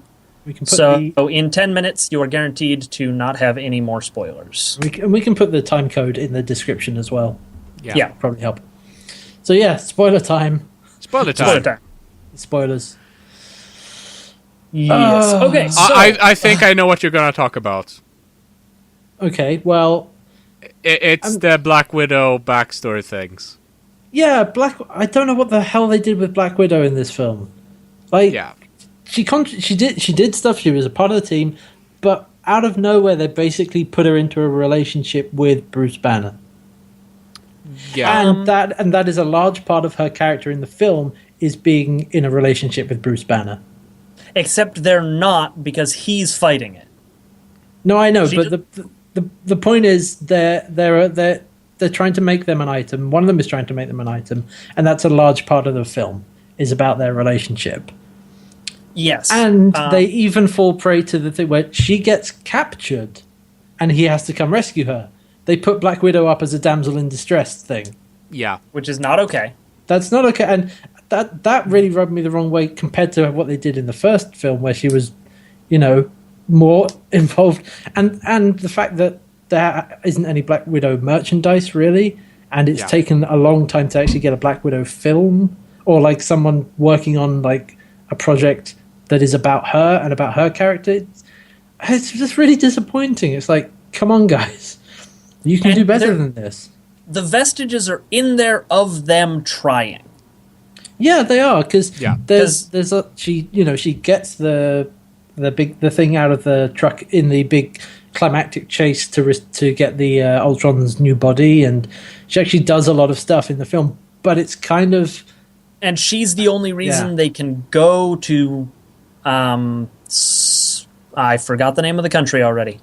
the made up like- country. So Yeah. for She's the only reason they know Something. that he's back there. Sokovia. Sokovia. Yeah. Yeah. Because she creates Morse code device, Yeah. yeah. a telegram thing to get in touch with Hawkeye. Like, the vestiges are there of them trying, but they just didn't quite make it. If I say like this, I'd expect more of Joss Whedon. Yeah, that's basically what my reaction as well. It's like, I'm surprised that you did this. Yeah, I'm Or that surprised this they did this because he has been talking like against these specific tropes. I wonder if, because there seems to be a bit of friction between Joss and Marvel at the moment, because they may be exercising tighter control over what they're doing, and this is just me speculating, but I wonder if that's something that they tried to put in and he didn't want to do. Maybe. Yeah, hard to say. Now, there are some other really good moments just in the film, like when Cap finds out all the information about Quicksilver and Scarlet Witch. His sarcastic, like, oh no, German scientists experimenting on somebody to help fight a war for their country. Oh, that would be terrible. Yeah. And Maria Hill's like, we're not at war. And he's like, they are. Yeah. Like, Exactly. I mean, yeah. Who would ever volunteer to have a German scientist just experiment on them and enhance them for the good of their country? Awkward. Yeah, that was a good line. There's a lot of good moments in that. Honestly, I think not many people caught that one when they mentioned it in theater. I caught it instantly. Yeah. I just like the continual references to at the beginning where Cap tells everyone to watch their language. Yes. And everyone just takes the piss out of them. You're really not going to let that one go, are you? That actually, because that's a great bit of characterization. That makes you believe them as friends and people who are on a team together. I absolutely agree. Particularly when, again, I mean, we've got the spoiler notes up, but Nick Fury turns up. And he's like, and he starts doing it as well. They're like, you told Fury about that? It's like, yeah, we did. Yeah. Yeah. So that's good stuff. I am sad that there was nothing to do with Coulson in the film. Yeah. Because they've been playing up the whole Coulson wants to tell the Avengers he's back himself. Yeah, in like, Agents of S.H.I.E.L.D., yeah. In Agents of S.H.I.E.L.D., anytime it comes up, he's like, no, don't tell him. I'll talk to him. It's fine. And, I just... And Maria Hill was there, who he's been in contact with, and Fury was... It's just... It's weird. The thing is I think there's an argument... The argument is that if you bring back Coulson in the film... You're going to get a lot of people who just go to see the films and who aren't watching Agents of S.H.I.E.L.D. be like, what the hell is going on? Why is Coulson alive? What's Tahiti? What the hell is this? You can't expect everyone... Yeah. It kind of is like not quite a one-way street, but it's reasonable to assume that everyone who is watching Agents of S.H.I.E.L.D. has seen Avengers and Winter Soldier and all of that stuff. However, it is not as reasonable to assume that everyone who's watching the films has seen Agents of S.H.I.E.L.D. No. So That's if they do bring him in, they'll have to do some kind of info dump or something, and that's going to be tricky to pull off. But I do want to, or they'll have to do it in Agents of S.H.I.E.L.D. Yeah, and then never reference it. They'll have to get all the actors from they'll have to get Chris Evans and Robert Downey Jr. into Agents of S.H.I.E.L.D. And then in the Avengers films, they basically don't mention that he's alive, even though they actually know. Yeah. Yeah. So there's that. But that being said, I've still really enjoyed the film. The moment you were talking about earlier, hats. Oh, yes. Is the moment with Vision and Thor, right? Yes. Yeah, absolutely. Okay. Yes. So I'm sure most people have seen the TV spot where people are trying to pick up Thor's hammer and Chris Evans or Captain America makes it jiggle, but nobody else can move it. And the whole thing with the Vision, when it was a really great shorthand for, oh, this guy's trustworthy. It's like, because the whole cover, like, I don't trust him. We have to work with him. Blah blah blah. How do we know that he's a good guy? And then he's like, look, I can't make you trust me, but we need to move. And then he picks up Thor's hammer and hands it to Thor. And it's just When I was watching that in the cinema, there were like some very audible gasps and like, whoa, holy shit. Yeah. Like, oh, he's worthy to wield the hammer. He's a good guy. And then everyone was laughing at the reaction on because he hands it to them and they're just like, the fuck. I think it was Hawkeye though who's just like, well, okay, Yeah, because let's go. I mean, even from watching the trailers, I think a lot of people called it that someone else was going to pick up the hammer because you had that TV spot where they're all trying to. Yeah, and it was basically either going to be. I thought it was going to be Cap.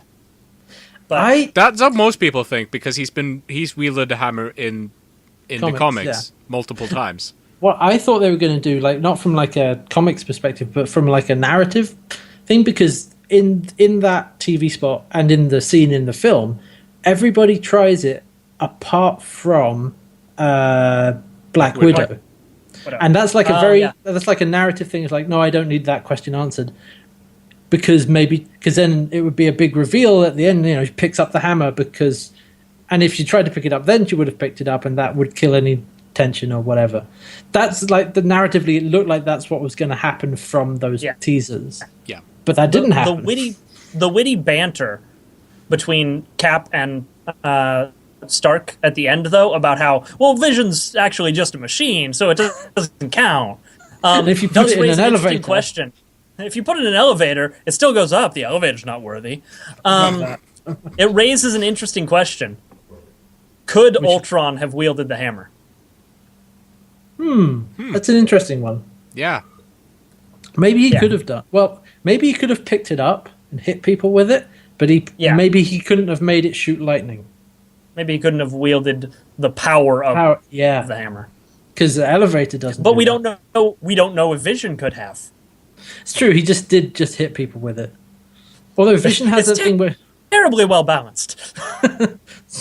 We are coming up on our last 20 seconds of spoiler territory. So, I think that those are the really big spoilers. Yeah. But Ultron will probably be back. I think. Yep. I'm interested to see how they resolve the Hulk thing. He's just like, I'm off. Peace. Yeah. See ya. He peaced out. We got Sad Hulk. Yep. You should have played that as and it was flying that is our away. 10-minute timer. Yes. There we are. Okay, no so more spoilers. Avengers 2, very good. Yes. In the end, they set up for some future stuff, and that's what we're going to talk about now. Where do we want to see it go? What do we want to see happen? Well, we know it's going to the Infinity War. That's been announced. Yep. Yes. And they've continued the trend of, it's a major Marvel movie. There's an Infinity Stone in the movie. I mean, Yeah. that's knowledge. Exactly. So, and I'm really interested to see what happens with that because I love what they've set up for that. Yeah. So they've announced a ton of properties because you've got Infinity War, you've got Captain America: Civil War, then there's Black Panther, Captain Marvel, Doctor Strange, Spider-Man is now joining in, which is pretty cool. Well, the rumored title for Spider-Man is Spider-Man: The New Avenger, isn't it? Yeah, I don't think that's that's not a great title. No. Well, you could make it Avenging Spider-Man or Spectacular Spider-Man or something else, but I don't know. It's interesting. There we go. Yeah, and Thor Ragnarok. So many. God, there are going to be so many. So I think the big thing is probably that Civil War is probably going to be Chris Evans' last movie. Yep, I could see that. Because mostly of what happens in the comics, and partly because his contract is running out, and he said he's moving away from acting into directing. Yeah. There was a clarification on that statement, though. He what's said that? he's moving away from acting in anything other than Marvel movies. Yes. Fair enough. So it could. But as it stands right now, his contract is shorter than both his other other Captain America people, people who wielded the shield. Yeah. Bucky Barnes and Sam Wilson both Yep. have a contract for another 6 movies, while Chris Evans has a contract for 1 more movie. Well, the Make thing of is, that what you will. we actually know Civil War isn't going to be his last movie. He's filming Infinity. Oh yeah, that is true. Hmm. But do So, we think we're they'll gonna kill him see in Infinity War? I don't know. Yeah. Especially because one thing that Joss Whedon talked about in relation to the new movie is that he said it's very difficult to make any actual what do you call it, sense of danger when you know that everyone will be back in the next movie. That's one thing a lot of people, a common reaction to Age of Ultron is that it's like, yeah, they won again. Yes. There's not a lot of tension because you know that they're all going to come back in some form in the other films. Yeah. But you can make that criticism of a lot of different things, to be perfectly honest. Yeah, so we know they're going to introduce Spider-Man in Civil War. That's going to be the first appearance of Peter Parker. Yeah. Yes. In and it is. MCU. And it is Peter Parker. Yeah, it is Peter Parker. That's been announced. I just want to see the thing. I just want to see them do the thing, which is never going to happen. But I just want to see the thing where they actually don't reveal the actor until he takes off his mask in the movie. Oh, that's never going to happen. That's never going to happen, but it would be so cool if it's it did. impossible. Yeah. No, The only way they could get away with something like that is in one of the smaller Netflix original series. Yeah. Yeah, it's true. There's been some rumors around that Asa Butterfield, who was in Ender's Game and all that, and maybe some other things, but he's apparently in the running and maybe the front runner, but that's still a rumor at the moment for Spider-Man. Until there's an official announcement on that stuff. I'm wondering if we're going to see the events of Guardians of the Galaxy 2 tie in with Thor. Because they've already sort of done that. They're setting it, because Thor is on the more cosmic side with all the Infinity Gems and all that sort of stuff. Yes. Well, So that would make sense. Characters appeared, Guardians of the Galaxy characters appeared in Thor 2. Yes. Yeah. Because they gave the Infinity Stone to the Collector. Here's an important thing as well. In Thor 1, the Infinity Gauntlet is still in the Asgardian Vault. Yeah. Thanos needs to go get that at some point. Well, or does he? That calls into question. Some things. Okay, sorry. 10-second spoiler. The post-credit scene for Avengers. No, we don't have to talk about that. Okay. We don't have to mention it, but people have seen it. It's, I mean, sure, but yeah, I mean that speaks to your statement. Well, That's all. Okay. The thing is that the gauntlet, the Infinity Gauntlet, is basically just a glove to put the stones into. So A glove there could with slots. there could just be loads of them, like mass produced somewhere. technically, yeah. Yeah. It's possible. It's also like a retcon. Like, oh, they had it in the vault in the first Thor movie, just as a reference to. Yeah. I mean, this is spoilers for an older film, but the events of Thor 2, it's not unreasonable to assume that Thanos is being helped out by somebody who is in charge of the vault where they keep all the stuff. Exactly. That's my. I still think that that in Thor 3 is probably when he's gonna actually acquire the glove. I love the power glove. It's so bad. The Thor movies have, to this point, the Thor character, I should say, to this point, have been the characters and the mythos that deals most with the Infinity Stones in the MCU. Yeah. Yes. So I'm thinking that the events of Thor Ragnarok specifically are going to play really heavily into the Infinity War. Yeah, I can see that. Just get all the because I think only 2 Infinity Stones are unaccounted for now. Yeah. Yes. So maybe we'll see them turn up and get put in the thing, and then Thanos is like, "Arr, destroy the universe." I imagine because Ragnarok is the movie that's coming out before Infinity Wars, right? Yeah, It is the movie I imagine right before it. Yeah. I imagine it's gonna be in the end of the movie, and that's gonna be the post-credit stinger. Is he assembling the glove? yeah. And then Quite possibly. and then everyone will be super hyped, and Marvel will make $1 billion next year when the movie comes out. Oh yeah. I mean, it's just raking in all the money. Give us all the money, Give. They're and laying I'll be the us make it groundwork. rain. Even in this Avengers movie, they're laying the groundwork for things like Black Panther, Yes, Yeah, which I mean, isn't coming out till after Infinity War. they did some big name drops for setting up Black Panther. Yeah, I mean, it's pretty. It's not much of a spoil, but they do mention they mentioned Wakanda. Yeah, and it's like Yeah. as soon as they said that in the film, I was like, oh, Black Panther hype. Yep. Yep. So yeah, that's been so- set up. And then Something else. there's. Oh, go ahead, Hats.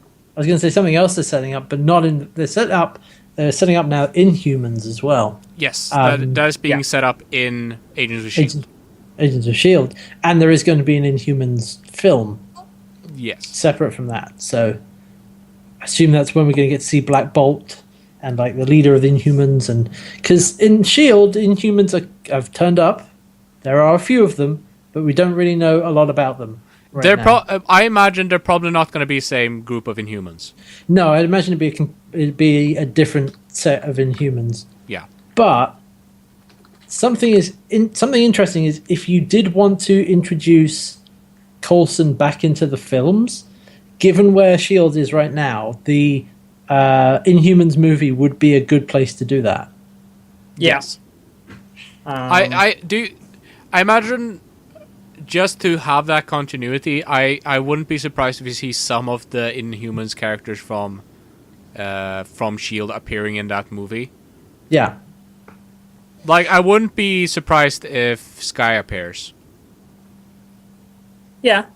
I wouldn't be surprised to see a spin-off TV property along the lines of Agent Carter Yeah. Yeah. that handles without giving too much away Captain America's West Coast Avengers, which was a thing. Yes.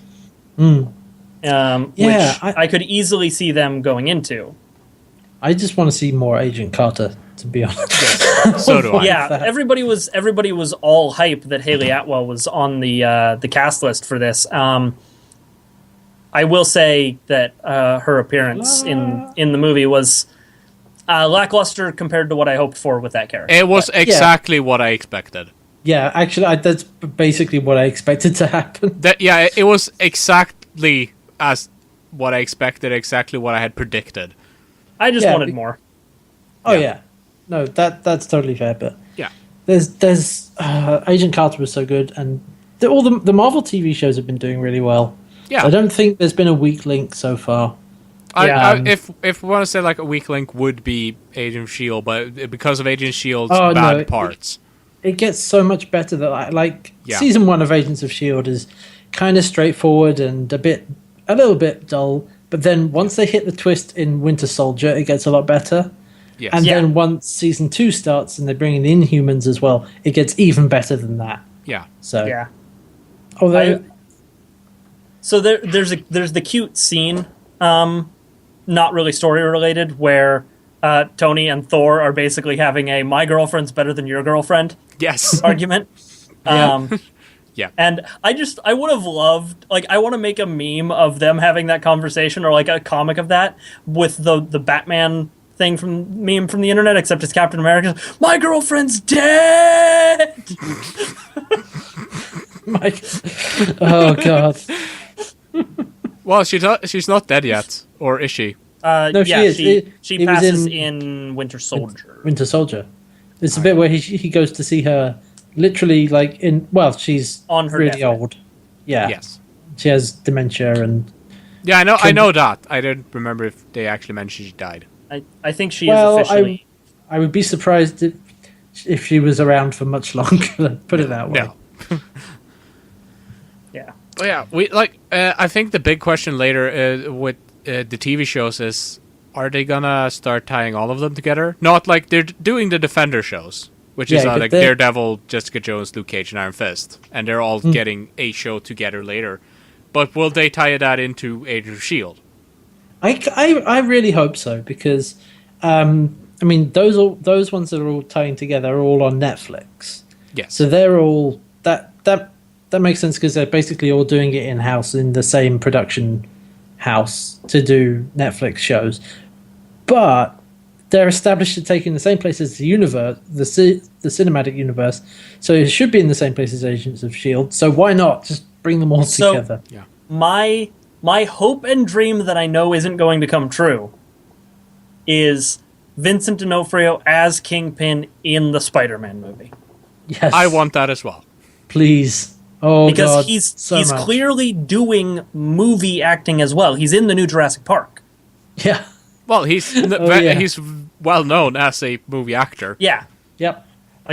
So that's what I want. I want that character who now has been built up to be the villain we know and love in the Spider-Man movie. It's not going to happen, but I want it. I want it so I bad. actually, I wouldn't say it wouldn't happen. Like we haven't seen Marvel take the step on trying to connect the TV shows and the movies more yet, but I wouldn't say it couldn't happen. Yeah. I would be surprised if they didn't connect it in some way, because part of the selling point is that everything they do is linked to each other thing, even if it's only tangentially. Yeah. So to have someone else play Kingpin would be, it might get people a little bit. Then they would get into the thing. My worry is that they're not even going to mention Kingpin. Yeah, they would probably just have someone else entirely. Yeah. Bring in Green Goblin or something. That's more likely. You know, Netflix original handled by Marvel Studios, that would be the one connection I could see them doing the other way, as opposed to like Agents of Shield Daredevil connection, which you're crossing ABC with Netflix. Yeah, which might be harder. Mostly, what I want to see, like when we get it more like properly superpowered people, like Luke Cage or Jessica Jones, is I'm gonna guess at they will at least mention it on Agents of Shield. Yeah. Because that's kind of what the whole show is surrounding about. There is already a connection. I just remembered this. The orphanage that Matt Murdock is at is St. Agnes. Yes. Which is an orphanage mentioned by Skye in Agents of S.H.I.E.L.D. as one of the orphanages that she was at. Yes. Right. So there is already it's a very small tangential thing, connection. But very tangential connection right there. So maybe. And headcanon that they both hung out together and were pals. Skye and probably not. They were they have roughly mentioned the same age. Yeah, but she mentioned she never had any friends. Yeah, and they've offhand mentioned Stephen Strange in Agents of S.H.I.E.L.D. as well. So. Yes. Oh yeah. That's right. He's being played by Benedict Cumberbatch in the film. Like Bandersnatch Cumberbund. Can we just not have him in all nerd properties? Benadryl Cucumber Patch. Yeah, at least he's not in Star Wars. Yeah, that was the thing when Andy Serkis did the voiceover for the first trailer, and everyone was, "Is that Benedict Cumberbatch? Is that Benedict Cumberbatch?" It's like, no, it's Andy Serkis. Calm your faces. Calm your tits, sir. And then everyone was like, "Who's Andy Serkis? Who's Benedict Cumberbatch playing? Oh, is Benedict Cumberbatch playing Thrawn?" And it's just went wild. It's like, no. Stop putting him in everything. Okay, I mean, facial structure-wise, I could see that. But that's neither here nor there. No, the thing I want to see is, if I want to see him as or if I want to see Stephen Strange being played by anyone, it's Pedro Pascal, who played Oberyn in Game of Thrones. Yeah, or just That would be someone more a more interesting casting decision than Benedict Cumberbatch, basically. Because that's a very safe and boring choice, to be perfectly honest. Yes. It's like, here's an actor you all already like. Here you go. I think that probably ties in a bit like money. Yeah, I suppose so. They're trying to get a bit more big names now because they can. I wish they wouldn't, though. It's the same thing as the big rumor now is that Disney is trying to get Angelina Jolie to direct Captain Marvel. I mean, that's directing. That's a different story. Yeah, but she's still like a massive name to have attached to that project. True. Yeah. Yeah, I always prefer it when... I don't know if I prefer it all the time, but casting unknowns is something that's actually very interesting because it's less distracting when you're watching, because when we're watching Doctor Strange, it's now going to be like, it's Benedict Cumberbatch. I know. I mean, part of the reason why Robert Downey Jr. did the world so well was, he was not entirely unknown. No, he but was he not was, a He had famous been out of the picture actor. for a while. Yeah. He had a lot of Well, and- problems and had gone away for a bit.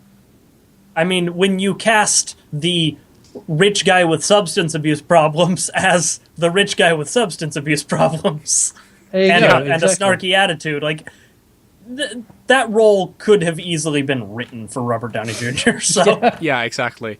Pretty much. yeah, I think that's about as far as we can go on MCU predictions, though. Is it though? Unless you guys have anything. Yeah. Well, you finished Daredevil, didn't you, HP? I Now. did. I did complete that, and I will repeat my recommendation. If you're looking for a dark, gritty show with superheroes that doesn't have the will they, won't they that Arrow does, add to the same degree. Check out Yeah. Daredevil. That's If something you want to watch actually- something that's really well cinematically framed as well, check out Daredevil. Yes. It Yeah, has very good cinematography. Oh, good. However, if you're expecting it to be a jolly walk in the park like all the other Marvel properties, expect some violence. No, Bit of the old ultra-violence. Expect to be emotionally drained after a number of episodes. Oh, yeah. When I say expect some yeah. violence, I mean expect lots of violence. Expect lots of graphic violence. Yeah, I was playing. We were streaming Left 4 Dead on Friday. Navarro was like, "I just finished this third episode. Well, you said there was violence in Daredevil. That's not what I expected." Yeah. Yep. Yep. Oh god, it's It's bloody and graphic. because you had all the up until the point when it actually does that first very graphic shot or that scene. It's like, oh, they're having fights, and oh man, these are really exhausting and well shot fights, and oh, that's really cool, and then it's like, oh, Oh, Oh, no, no, that's bad. it's bad. It's not good. Oh, no. There are some points you might want to avoid if you're squeamish. Let's put it that way. Yeah. But yeah, it's a great show, and we still recommend yeah. watching it. We've been recommending it each week, and it's because it's very good. It's so good. I'm excited for the other Netflix shows now. Yeah, I absolutely. want to see them. I was concerned about the casting for AKA Jessica Jones. At first, just because of the other stuff that the actress has been in, but I can say that I trust them now. Yeah. Yeah, I'm sure it'll be fine. No, it's the thing. Like, when they announced Daredevil, most people were like, "They're doing Daredevil again." Did you see the 2000-something movie? With Ben Affleck and yeah, bleh. It's like that's what most people thought of when they heard Daredevil, and they would like, "Okay, this. I don't imagine this could be good." Was most people's reaction. I really hope we can sort that sort of reaction out, because when they're based off of source material and the adaptation is terrible, people assume that any other adaptation is going to be bad, and it isn't. The same thing happened with Dredd. Yes. Because when everyone's like, another Judge Dredd movie, that one with Sylvester Stallone was terrible, and it was, but Dredd was awesome. And then Dredd came out and was one of the best movies that year, and nobody saw it because it had 3D in the title. Dredd 3D, yeah, exactly. Yeah, that's why you don't put 3D in your title, because everyone will assume the movie is a shitty cash-in. Yeah, exactly. Yeah. It absolutely doesn't help when you had one of the best action movies of the decade. Exactly. And then, Daredevil is like, what? No, Daredevil again. But no, turns out Daredevil is actually really cool. Yeah. Really good. Absolutely. I really enjoyed it. That's why I was going to say maybe they'll be able to make an Aquaman thing, but that's already happening and that looks bad. Yeah. Well, the thing is, it looks like it has the same thing that was the issue with Man of Steel, which is where they took a movie that was colorful and good and then desaturated the whole thing. I'm Batman. I'm Aquaman. Yeah. I'm Aquaman. I'm Aquabat. Oh, wait, no, Aquaman. that's different. I'm Superman. I'm Wonder Woman. I guess Aquaman would just be speaking Dothraki. Yeah. Hey, I'll do it. I'll take it. Yeah. So, do we have anything else to cover this week? Oh, I think that's our show for today. Yeah. All right. Yeah. That's a lot of Marvel. A lot of Marvel. I mean, at this point, we're basically just the Marvel podcast. Pretty much. The Marvel podcast, and then we talk about video games and stuff over here before we talk about video games and Marvel. Yeah. Oh dear. So many. And how much we're disappointed in DC. Pretty much. basically. Tune in every week for your regular dose of DC disappointment. DC appointment. Fired. So, all right. Come back next week when me and Cam Wear Hats will be doing a podcast, because HP Breakcase just got fired. We'll replace HP with one of his cats. Yes. Replace HP with Diesel, and nobody will know the difference. I am secretly just 12 cats in a man suit. Yes. But this has been well known for a long while. It's kind of like Area 51. It's a non-kept secret. Yep. Oh, we didn't talk about Star Citizen once. Yes, we did. We're improving. Well, we have another hour. We mentioned it now. No. Anyway, I think that's it for this week, right? That's covered everything we had to talk about. Thanks everyone for listening and watching. If you want to support the stream, there's a donation link below. Down Donate. There you can donate. We can get webcams. Like, I still use my laptop. I still have a Rock Band microphone. These are things that should be replaced. And lighting and all kinds of things. Lighting, and it lets us deliver a higher quality of content for you. Because it's you, the viewers, that I'm funded by, and I'm doing it for you. Brought to you by you, for you. And I want you to have a better time. Yeah. And thank you everyone for watching. Woo. Yeah, thank you for watching. Joining me this week was Cam Wear Hats and HP Braincase. Indeed. If you want more of me, I will be live over on my channel in about 20 minutes. If you're watching live, go check out HP Braincase with Alien Isolation. All the relevant links will be under the video. Indeed. You can check out these people, because I imagine we're all fairly entertaining. I like to think so. I like to think so. I hope so. I hope so. Anyways, thanks everyone for watching. Everyone's watching live. We'll be right back with the after show. See you next week. See you next week. Yay. Bye, everyone.